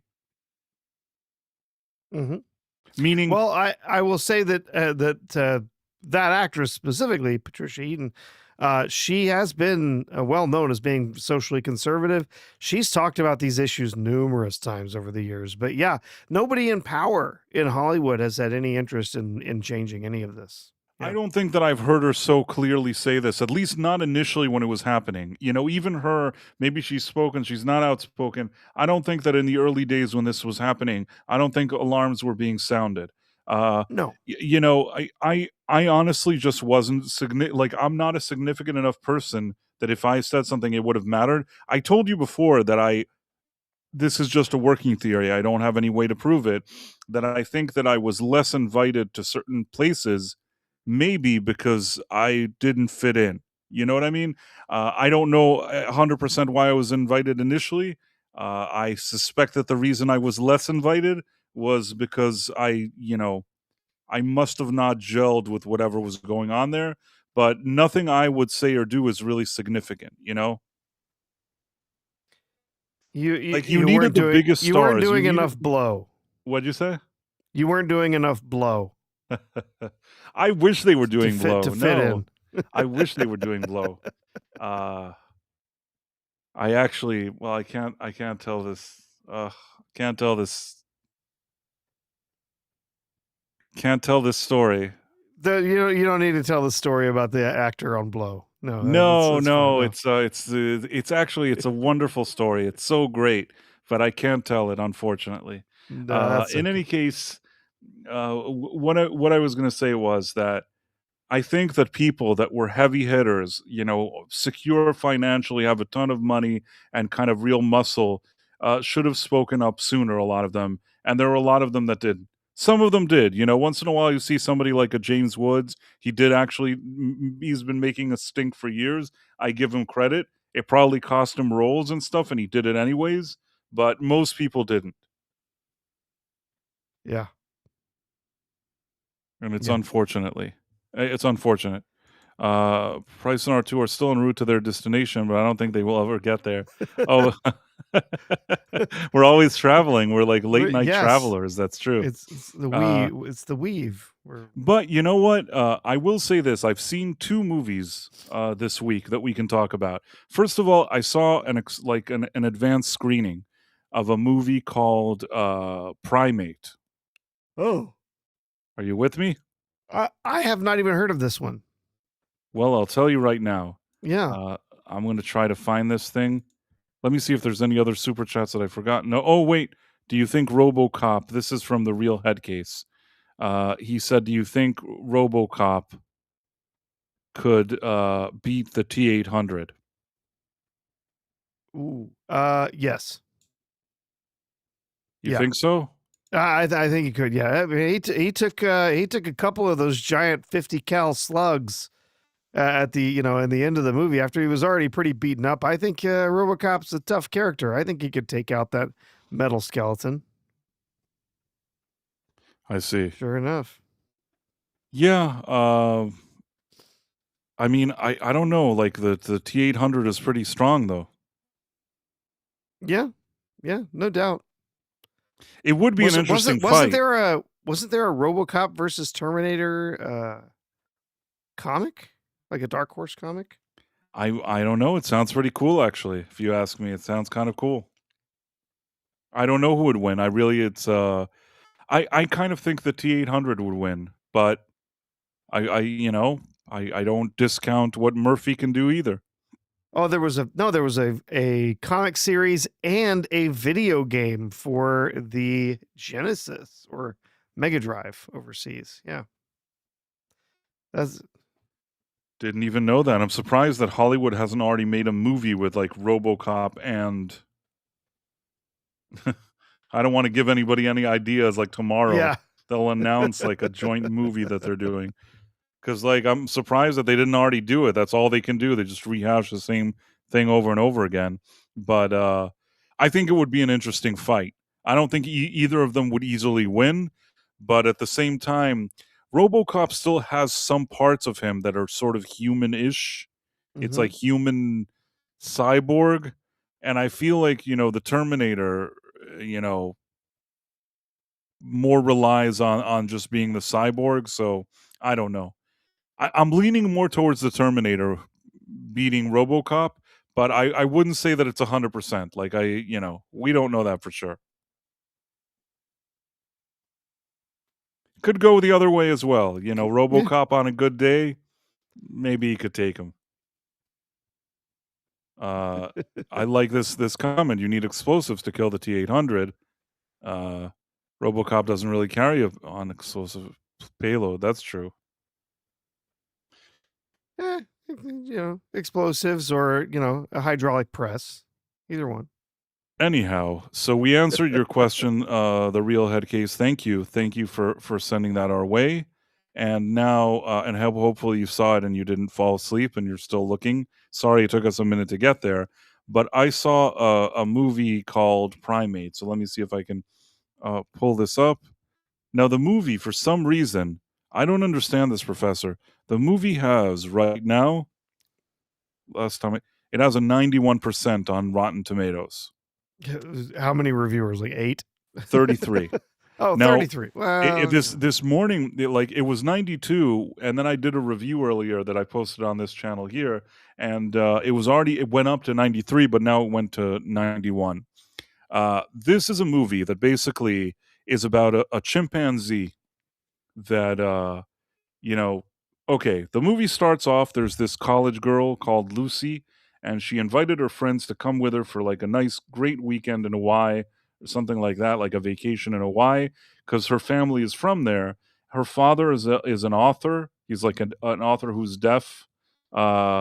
He's an author, and she has a sister, and the mother was a linguistics expert who passed away.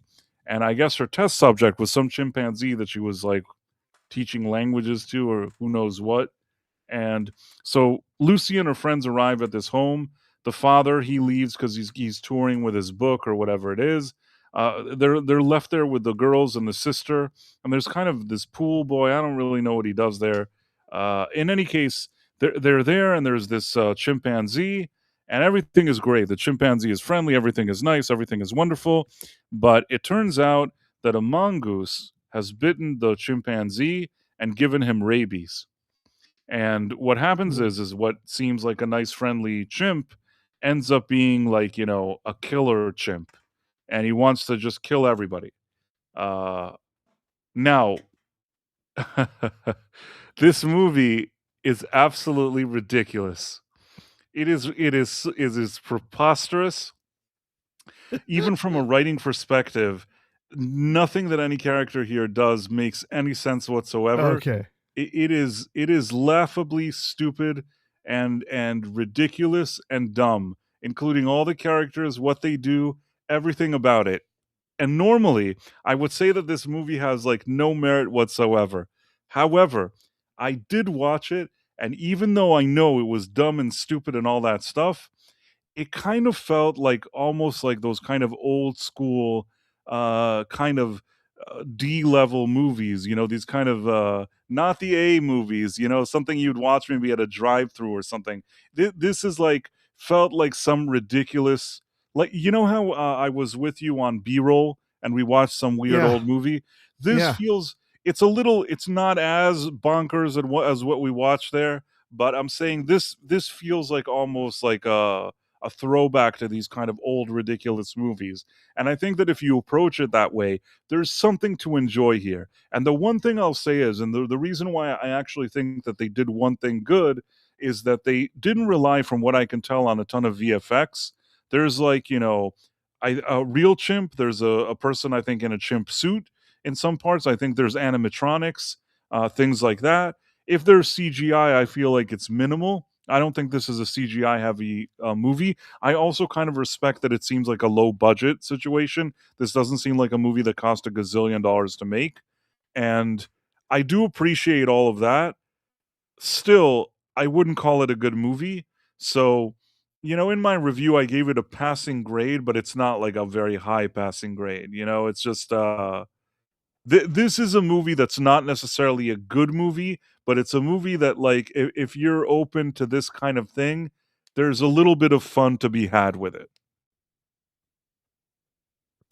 If that makes sense. You could enjoy it on kind of the ridiculous level.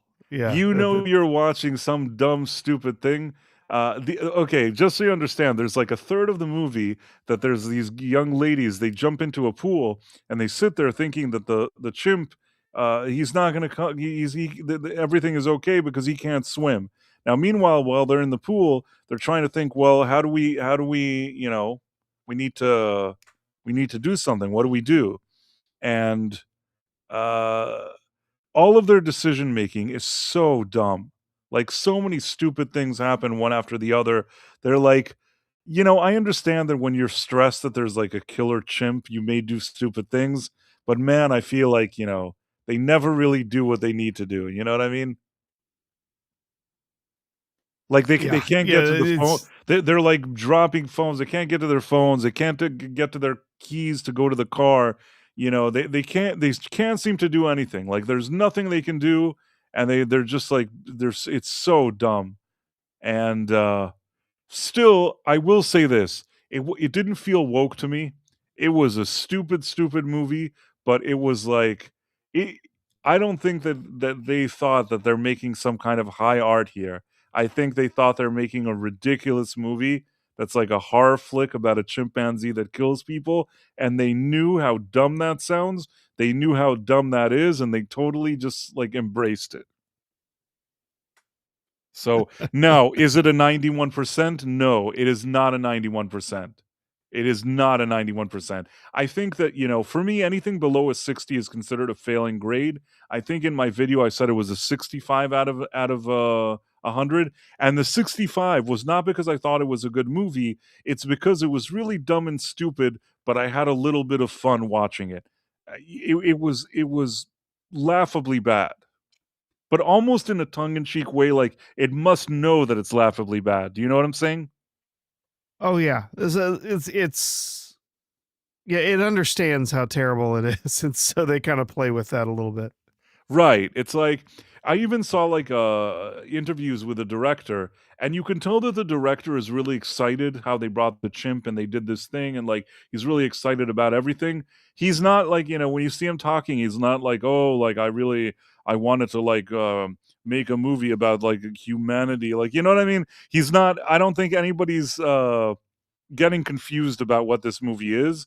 And when I saw how enthusiastic he was, I do think that that enthusiasm, there's something about it. There's, as dumb as it is, there's a little bit of charm to it that at least, I watched it and I didn't suffer watching it, but I obviously, like, it's a very, very niche type of movie. You have to kind of be okay with these like a throwback horror movie that's stupid, and if you're okay with that, then there's something to enjoy here. But it would be a good movie, I think, to like watch and B-roll, you know what I mean? Oh, sure. This would be it, like, in my opinion. And like I said, they did a pretty good job with the visual style. The other thing that I also mentioned in my review, that I feel like because they knew the chimp is a bit wobbly in parts, they used a lot of very dim lighting, and in some parts, like, they used all these filters. It was a bit much, you know? I understand why they did it, because, like, they don't want you to think that the monkey is fake, but I don't know. Maybe they overused that dim thing a little bit. Anyhow, Yeah. so Yeah. yeah, that's Primate. That's a movie. Animal goes crazy and attacks people. There's been a few of those movies over the years, but yeah, it's see, this is one of the reasons that I don't like a lot of horror movies, especially some of the more like 80s, horror movies. Price is that the characters that are in the movie are all just the dumbest versions of This themselves. is it. These are the dumbest people ever. Yes. They're always doing the dumbest choice, which Dumbest is why thing. there was that, I think was it a Geico commercial, right? Where they're like, oh, we're being chased by the chainsaw wielding maniac. Why don't we just take that car over there that's running? No, we can't do that. We need to hide in this building with all of these rusty swords or whatever. Like, it's ridiculous, right? They're always making the worst possible choices. And yeah, Yeah, that is annoying, and I feel like if you don't like people making dumb choices, and this movie isn't for you. Kayla Levine says, I'm more afraid of rabid mongoose. It's so ridiculous. It is a stupid movie, and like I said, stupid, not a good movie. Didn't hate it, maybe for the wrong reasons or whatever you want to call it. But I actually think they knew they're making a dumb movie, and I understand that this isn't a gazillion. This isn't Avatar money making this movie, so I didn't hate it. Yeah. Even though but it's not a 91. So that's yeah. one movie that I saw. The other movie that I saw was Anaconda. Oh yeah, well, this one I've heard of. Yeah, I saw the trailers for this in the theater not long ago. So this one has 51% on Rotten Tomatoes, 76 from viewers. Both of these look fishy to me. I thought this movie was really bad. It was really, really bad. You know what? I dare to say, I thought it was worse than the monkey one. Really?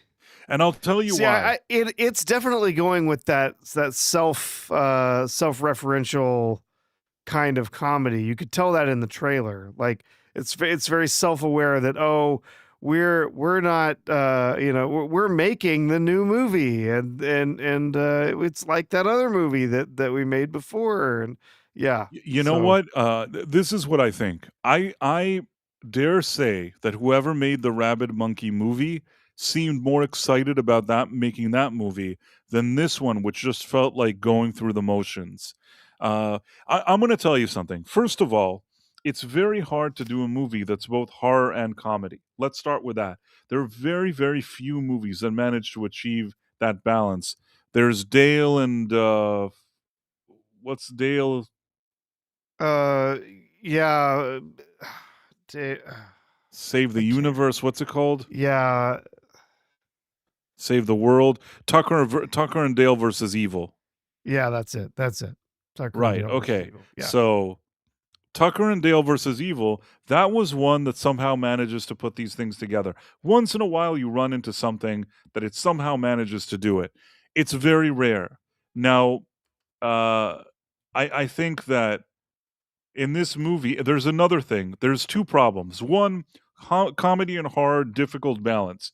The other issue is that taking a movie that was once serious and then remaking it, but in a meta way, also very difficult. I'll give you a few examples. Some people like Wes Craven's New Nightmare, where like the real Freddy Krueger terrorizes the cast of Nightmare on Elm Street. I absolutely couldn't stand that garbage movie. Like, I'm sorry, I liked seeing those actors, but that movie was a piece of shit. Sorry, Sean. And I like Wes Craven. I like the original Nightmare on Elm Street. I like the third one. I don't dislike Wes Craven. I think he's brilliant. I think that New Nightmare was a piece of shit and opened a Pandora's box that we're suffering from until today. These kind of meta, stupid, shitty things. In any case, so basically, it's difficult to do the meta thing. I also thought of a movie like even when it's a comedy. You know, they had Bewitched. Okay, so they Sure. made a modern version of Bewitched with like Will Ferrell and Nicole Kidman, but instead of having him legitimately play Darren and her playing Samantha, they were making a TV show in the movie where they're rebooting Bewitched.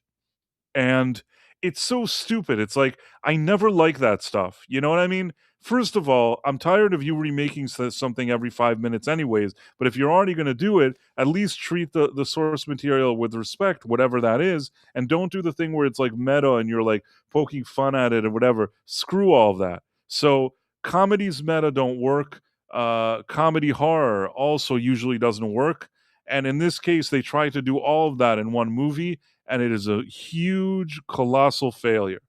It's like difficult to get through. You can tell it's not working very early on. The movie is not working.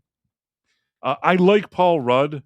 I think that Jack Black, I'm kind of, I feel like I've seen too much of his shtick over the years and it's kind of growing old. I think that Paul Rudd, I still think he's likable. If you ask me, if you made a movie, let's say, with somebody like a Paul Rudd that he's trying to make like an indie movie and he runs into a problem where he's like filming on location abroad, maybe in some jungle or whatever, almost like a much lower scale or a different version of like a Tropic Thunder, because that's a different thing. But I'm saying something like that where like you have a guy trying to make an indie film and he's run into like trouble with like criminals and things like that could be an interesting idea to explore where you can have your commentary about filmmaking and at the same time a little bit of humor but also a little bit of suspense. And this movie it tries to do something like that, but it comes off as unbelievable. I don't know if you saw any of the commercials for it. Have you Yes, seen? I did. Yeah. Basically, what happens is, I'll tell you what happens. The movie starts off where I think it's Jack Black's birthday, and they're watching at his home like an old video cassette where when they were kids, they made a movie. I guess they tried to make their own version of Anaconda as kids, and they thought it was like the coolest shit ever. Although I don't know, was it Anaconda or maybe it was something else? I think they were too young for Anaconda. Who knows? In any case, maybe it was a different movie. They made a movie as kids, and in any case, like now they're adults. And I guess Paul Rudd is disappointed because Jack Black, he didn't come with him to Hollywood to like do all this film stuff. He ended up like getting a regular job, having a family, having a kid. And Paul Rudd, like, announces that he has the rights to Anaconda and he's going to remake the movie. They only have like tens of thousands of dollars, so they're doing like a very cheap production. And I think that they're supposedly they go to Brazil or whatever to film it there to some jungle, I don't know what. And as they're there, it turns out that there really is an anaconda, and it's like no joke. But man, is this a problem? This movie. It also has that actress Thandie Newton, and while I don't agree with some of the nonsense she said in the press over the years, I mean, she used to be a decent looking lady. It's like they made an effort. They brought experts in to see how they can make her look bad in the movie. I don't even understand it. It's like, I remember she's not a bad looking woman. Like, why are you going out of your way to make her look bad? So odd. Uh, So we have that. And it's humor, jokes that don't land. It all feels like you're not laughing enough for this to be funny. You're not scared of anything because it's not scary. It's not even like cheesy and whatever. There's nothing here. There's nothing really holding this thing together. And the only good part of the whole movie, and I don't think so, I don't think it's a spoiler. I'll just say this. There's sort of nothing more than, in my opinion, a cameo, but he appears for a few minutes of screen time. Ice Cube at some point. When Ice Cube appears in this movie and like starts talking, he actually is funnier than Paul Rudd and Jack Black combined in this movie. Because his appearance is kind of out of left field and random, he actually delivers probably the only parts of the movie that I think I genuinely laughed just seeing them there. It was just so ridiculous that at least that was kind of funny. Like if the whole movie had him and they're walking around with him in the jungle, maybe they could have gotten away with it, okay? But he's there for a few minutes, you kind of laugh at a few jokes, he disappears and he's gone. And that's it. And the movie continues to be so dumb. It's so dumb. And like I said, Jack Black, I think he's been doing the same shtick for many years. Paul Rudd, I think, has more to offer. I think that with the right setup, you could have done something. Now, I noticed that they kind of made this movie. They probably thought they were making it for a lower budget. They made it for $45 million, thinking maybe, well, we'll make some money off of it. It's made until now, I think, like 88 million at the box office. So that's not a whole lot. It probably needed to make like at least 115 to break even. Maybe over the years with streaming or whatever deals they do, they'll be able to at least like, recoup their money. It's not going to be like Indiana Jones and the Dial of Destiny type of failure. It's not going to be like Captain Falcon America, but this is not a hit. And I'm really tired of this shit. Think of new movies. Think of new things to do and stop making the same movie over and over again. And doing a thing, but we'll do it meta and we'll do it funny and we'll do this and we'll do that. The only way they could have gotten away with this if they really made another chapter in Anaconda. Now, I personally didn't think much of the original movie. It's not a movie I would have made another installment of. But if you're so desperate to hang on to something, at least make it that there's people in the jungle, there's the thing. You could make a movie like that. You could make it maybe with lesser known actors. You could do it probably for like $10 million, $15 million. Release it to theater as like Anaconda, the next generation. Maybe if you throw one actor that somebody knows, or bring an Ice Cube, you know what I mean? Bring him back for some reason. He's there. Make a movie like that. I think surprisingly a few people would have gone to see that movie, but I can only imagine that anybody, and I don't believe this Rotten Tomatoes thing with these verified voters, don't believe it. Don't believe any of it. I think that anybody that went to see this movie that was thinking that they liked Anaconda didn't get what they wanted. Anybody that wanted a comedy didn't get what they wanted. And anybody that wanted a horror movie didn't get what they wanted.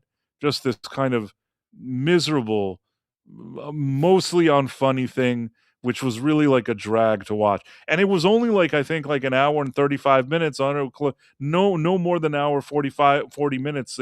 It didn't, and that's with credits and stuff. It wasn't a long movie and it still felt long. Just didn't work. Didn't work, the movie. Yep. This was not one I was excited to see. First of all, I think I just can't stand Jack Black. I don't know that he's made anything recently that I've cared for at all. Back in the day, I rather liked him, in the days of like School of Rock. School of Rock. Yeah. Macho Libre, kind of funny. Since then, no, thank you. I'm not interested. I think that what's happened is that, over the years, he just repeated the same shtick over and over again. Yeah. I liked him in Tropic Thunder. Sure, yeah. Tropic Thunder. Yeah. Tropic Thunder. I think it happens a lot with comedians, and I think it happens more with comedians than it does with like dramatic actors, because dramatic actors can still do a new drama, a new thing that's different, and like experiment with different roles. Comedy in general is difficult to do. You can develop some kind of like identity that you have, but it's really difficult to stay fresh with it. Even somebody like Will Ferrell, who had a better run, I think, than Jack Black, even with Will Ferrell, he has a certain thing that he does. He always does it over and over again. It's like he's not really going to come out and do something that like completely unexpected. He's just kind of going to do the thing that that he does. maybe that's part of being a comedian, and I think that with Jack Black, he just didn't bring something overly new to the table. You know, with Paul No. Rudd, he probably has his own like thing that he does also. But the thing I'll say about Paul Rudd is I think that I've seen him do roles that were a little more serious, a little more funny, and I think that I dare say that he can do a little more of a range of like Uh-huh. serious and not serious. And the one thing I'll say is he's rather likable. I don't know why Paul Rudd is likable, but he has a Yeah. likable vibe. He's very much the guy next door kind of quality, right? It's just he's your neighbor. You sit down and have a beer with him, kind of a guy. He seems like that guy. He seems like that guy, yeah. like you said. If he's there, if now we were sitting having a beer and Paul Rudd suddenly, we don't even know the guy, walks in and grabs a beer and sits with us and starts talking, we're not going to be pissed. You know what I mean? We're not You're going to like, be yeah, upset. hey, what's up? Yeah. We're totally having that beer with him. Not even like we're not begrudgingly having the beer with him. I think that we're genuinely going to be like, hey, what's up? And we're going to have that beer with him because he gives off that vibe. And I think it's something authentic. He seems like a nice guy. That's the vibe that he gives. And I think that that's why people like him. Jack Black, I actually met him once. And I mean, he wasn't rude or mean or anything. There was something strange is that I wanted to do like a selfie with him, and I took like a camera out and I was trying to do it, and he just looked at me and he goes, "You don't know how to do a selfie." And he took like the phone and he said like, "This is how you do a selfie," and like he was doing it better than me. So with my phone, he took the selfie, and I actually, the real me, not the Price of Reason me, has a selfie with Jack Black. Well, nobody's perfect.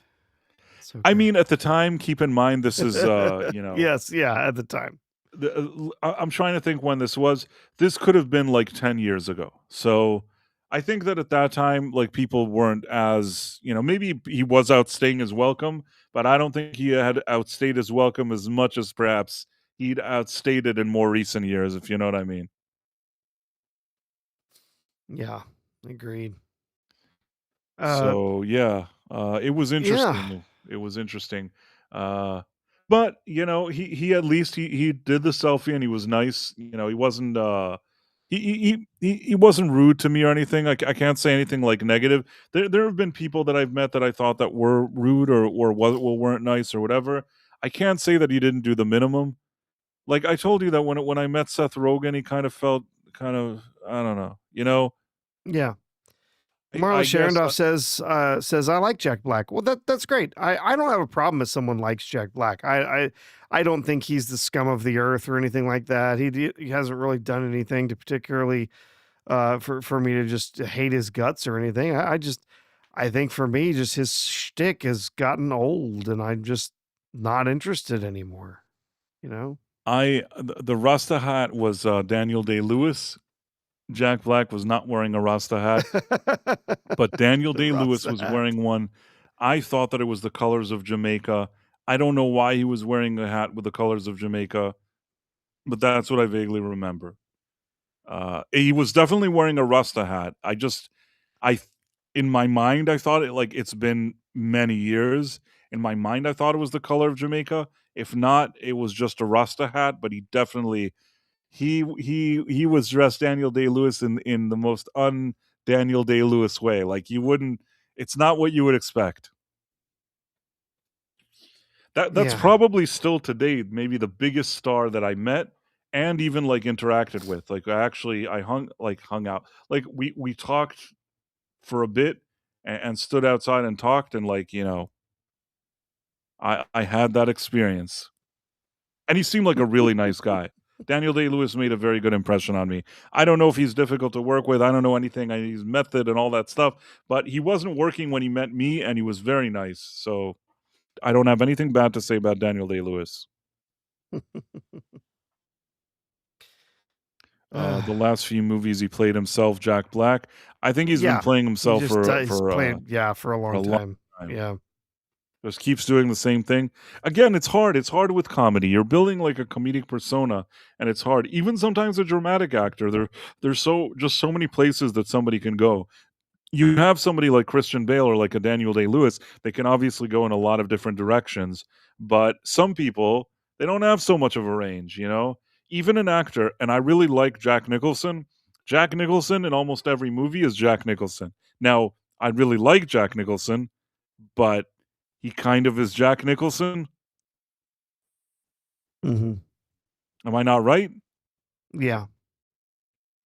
Yeah. No, I mean, I'm being honest. Like, usually when you see Jack Nicholson, you know what you're gonna get. Now, Yeah. you can apply it in different ways. Like, what I like about Jack Nicholson is that he can like he can shift it around. He does his thing, but at least he can apply it to different types of roles. Like, you have A Few Good Men. That's not necessarily like all of his roles, but at the same time, he's still very much Jack Nicholson in that role.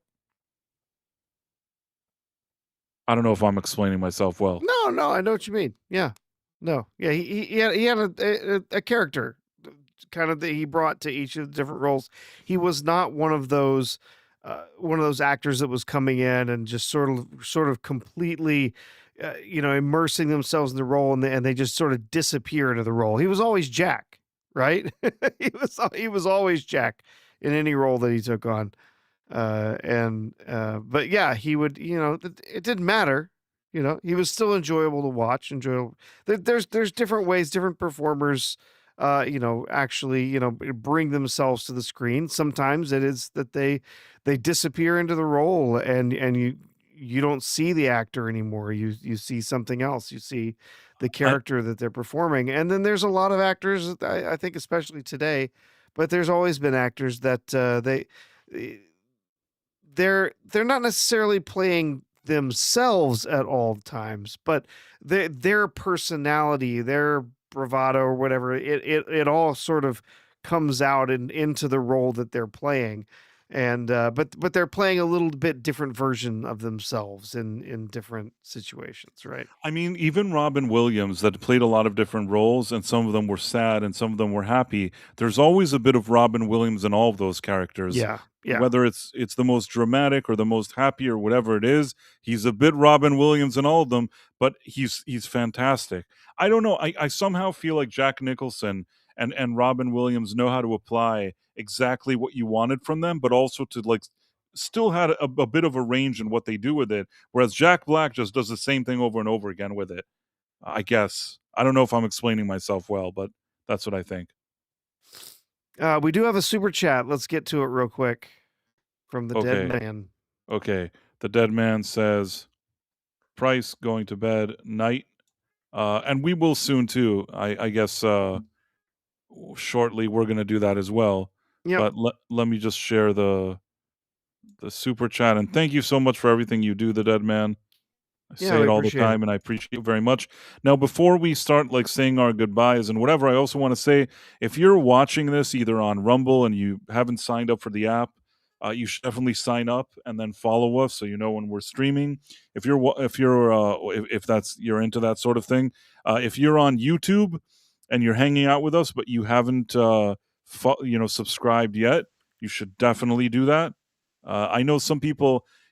We have a few channels, so some people think I'm subscribed to this. Am I also subscribed to that? Make sure you're subscribed to the one you're watching now. So just look at it, and if you're not subscribed, then it's never too late to do that right now. So we went over that, and Professor, do you know all the people that were here? Oh, well, before we do that, we got one other thing to talk about real quick. Oh, what is it? Kathleen Kennedy. The rumors. Yes. The rumors today that perhaps Kathleen Kennedy may actually be finally leaving Lucasfilm.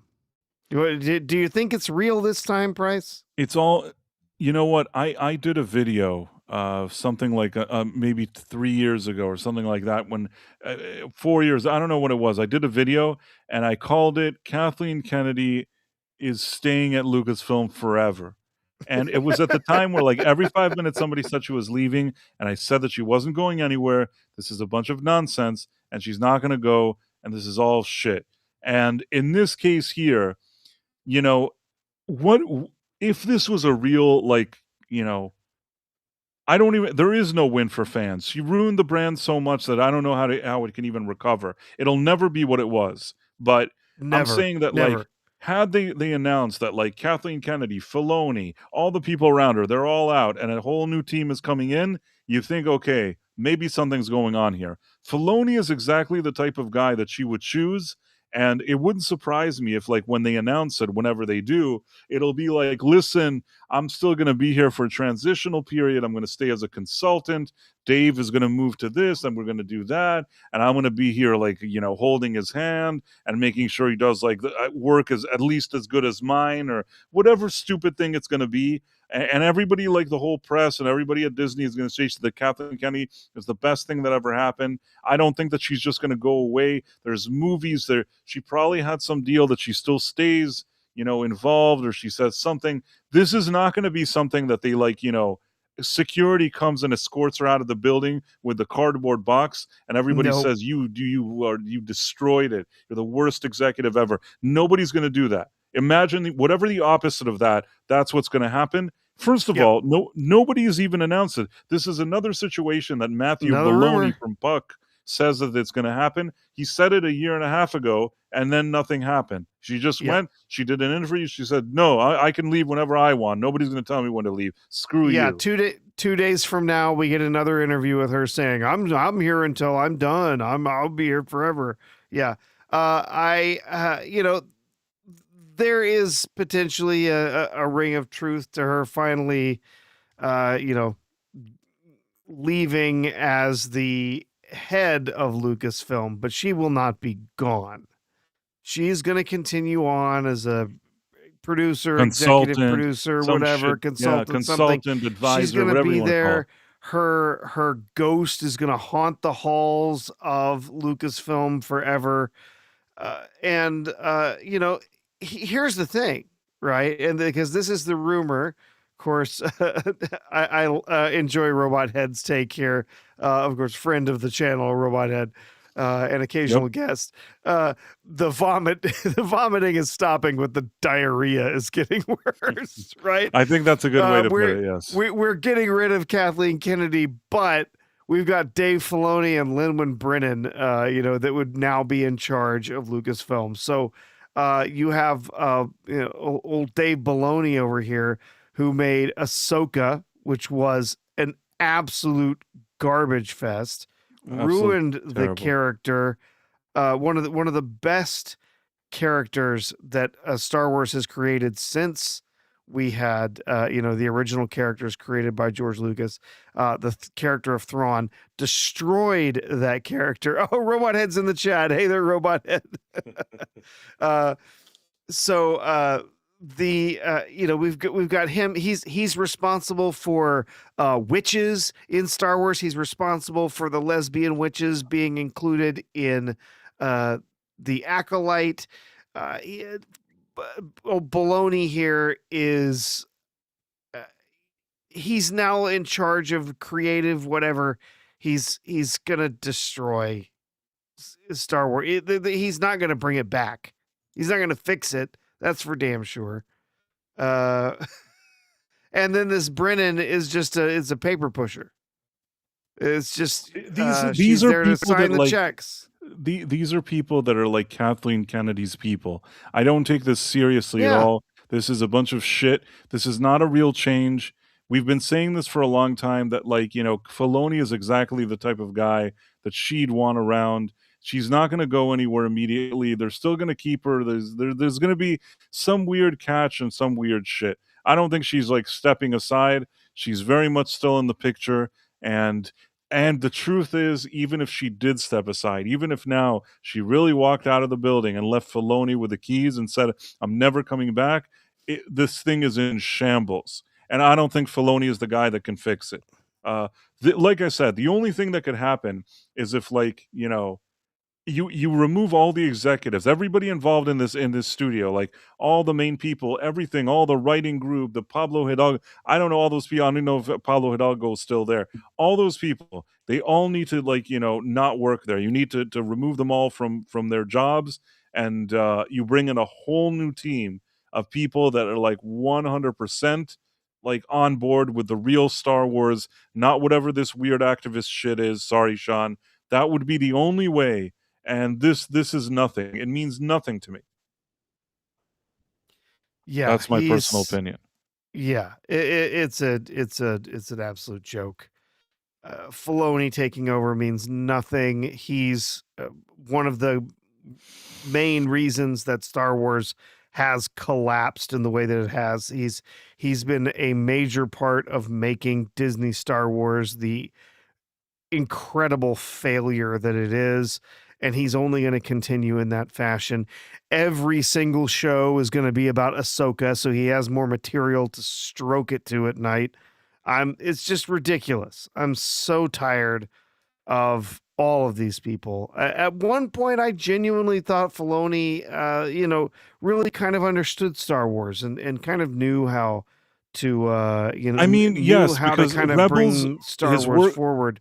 his Yeah. work on Clone Wars and Rebels there was some stuff I didn't hate there, but Yeah. overall, he didn't make the transition into live action well, and I don't think that was his Not at strength. all. No, not at all. And I just have to continue to believe that a lot of what was done in Clone Wars and Rebels was other writers, him taking the credit for that, because now that he's on his own, he's able to do whatever he wants with it. It's all just girl boss nonsense, ridiculous crap. The absurdity, the just ridiculousness that was the Ahsoka TV show, which is entirely his doing. It's terrible. It's absolutely terrible. So, yep. When Kathleen Kennedy leaves or stays, Star Wars is still dead. Disney Star Wars is still a wreck, and it doesn't really matter. I agree. It all doesn't matter. It's too late. It's all shit, and it doesn't really matter. That's the truth. Sorry, Sean. And then just in our final minute, because it did say it on the thumbnail, have you seen this? I don't have enough. I just was reading quickly, saw people talking about it. From planning your day to analyzing spreadsheets and game starts, Razer Project AVA leverages advanced AI inferencing and reasoning that dynamically evolves based on your personal interactions. Do you know anything about this? I think it's a ridiculously hyped thing for a silly little volumetric display that's going to have an AI assistant in it. Let me see. Let me see what it is. Yeah. I'm flexing. Wakey, wakey, rise and shine. Morning, Joey. You were snoring again. Definitely wear your favorite green jacket. Look, now we're really vibing. Have a good day. Hey, cutie. Hi, Amanda. Great brainstorming last night. Actually, I need more. What if we flip the design here? Do you think it can work? Nice. I think you're onto something. Whole day, soldier. We need more air support. Yeah. Whoa, clean Did you see shot. that? Nice one. Oof. Maybe aim for the head next time. Break line of sight. Switch to burst fire mid-range. GG, that was amazing. Ready to go again? This is Project AVA, your AI desk companion. You know, this would annoy me. Oh yeah, it's stupid, and it's gonna work terribly. It's gonna it's gonna be 2 weeks before we get the story once this thing comes out of the Project AVA assistant that told someone to Minecraft themselves or something. It's ridiculous. It's just a stupid little AI assistant, and it's gonna suck. The little volumetric display thing there, little 3D display thing is kind of cool. But yeah, the whole idea of like, oh yeah, I've got my little AI girlfriend or my little AI boyfriend that I take around with, like even the one that's like built, there's the one that's built into X now, built into Grok, right? Like gross. I don't want anything to do with that. Like, no, thank you. Right? Adam Gray says, Joey, you sure do jerk off a lot for a team, even as yeah. Very strange, this whole thing. But yeah. Maybe giving him some tips or Marlo Sharendorf says it looks annoying, and I agree. Yeah. Yeah. But I think we've covered everything in our docket, and we've done it in our time frame. There was a lot to go over, and it's first of all. We do have one more super chat. Oh, okay. Quickly, let's. And Robot Head says this product looks great. All the nagging and none of the sex.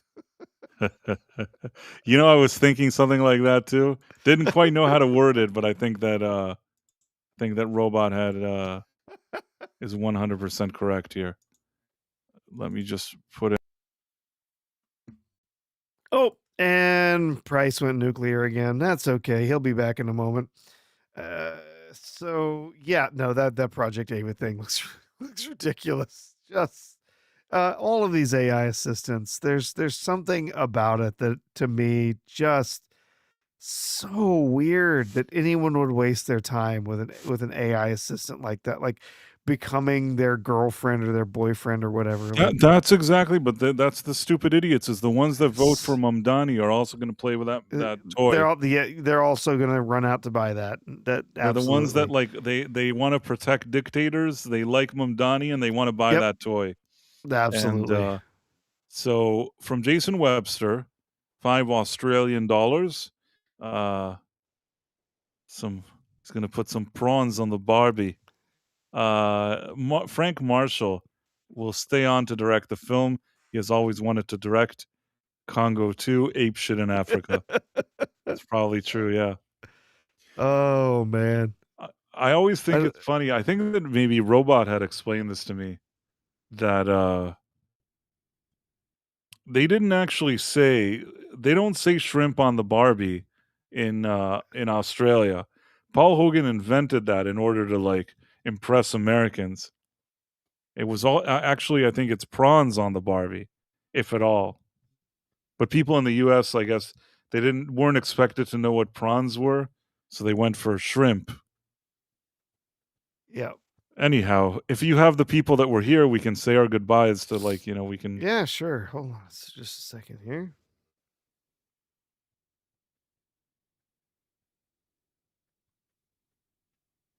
There's our Rumble friends in the chat for you. I bet Robot had already disappeared. But yeah, it's prawns on the Barbie, not shrimp on the Barbie. Yep, I put the Rumble ones in the chat for you. Oh, okay. Pure Blood Based Berserker, Elizabeth Quince, Dude Bro Seth 420, cheers. Folsom Lockdown, Sal the Hamster, Jimmy Nature, Deeple 101, Istophobos, Double R Star, Vidiot, and Citizen 42. Yes. And then over on YouTube, we had The Dead Man with a mighty appearance tonight. Lots of support with the super chats. So thank you, Dead Man. Also got chats from a few others, including The Real Head Case and Jason Webster. We had, Tomahawk 511, Caleb Levine, Adam Gray, Marla Sharondoff, Istophobos, E. Clay Thomason, Argentum, Jonathan Conroy, Alexander Tan, 1267, Lasher, Robot Head, Keely Chow, 6, FKHC 2005, Badfoot. By the way, Badfoot asked if I actually did have a favorite horror movie earlier, since I said I don't really like horror movies. I would say it would probably have to be Alien. Probably my favorite. That's more of a sci-fi horror, though. It's a sci-fi horror, but again, the horror is not really a genre that I really do much with. So, Whalem 03, Yitis, CC Karaoke, Lord Corey, K Roberts 8866, Malachi D Wildman, Ron Donofaro, Pete Roble, Fortune Addy 1639, Barbie Breeden, sorry, my screen glitched. Hold on, scroll back down to Abreu 6435, Isaac 556 645, Valiant Goat, Parrothead 78, and Ron Smith 8424. Yeah. Thank you all for hanging out with us tonight. Glad for you to be here. Glad for you to join us both on YouTube and on Rumble. Yep. And thank you, The Real Head Case. Says Night Dude's robot is to Professor Price. Keep making videos. I will. And the Price Professor moderators, everyone in the chat, stay happy and safe. Thank you. Thank you to everybody here. Yeah, thank you, Jason Muster. And yeah, thanks for the super chats. Thank you, the Dead Man. Thank you, Jason Webster, the Real Head Case, and there was Alexander Tan. I think also sent us one. So thank you to everybody, and for everybody that stopped by, and Erwin for the raid earlier. It's been a really nice stream, and it was great having you back, Professor, and fun hanging out with everybody. And yeah, glad to be here. Here on the Night Owl, Tuesdays and Thursday, 11:45 p.m. And we'll see you here on Thursday. All right, take care, everyone. Bye.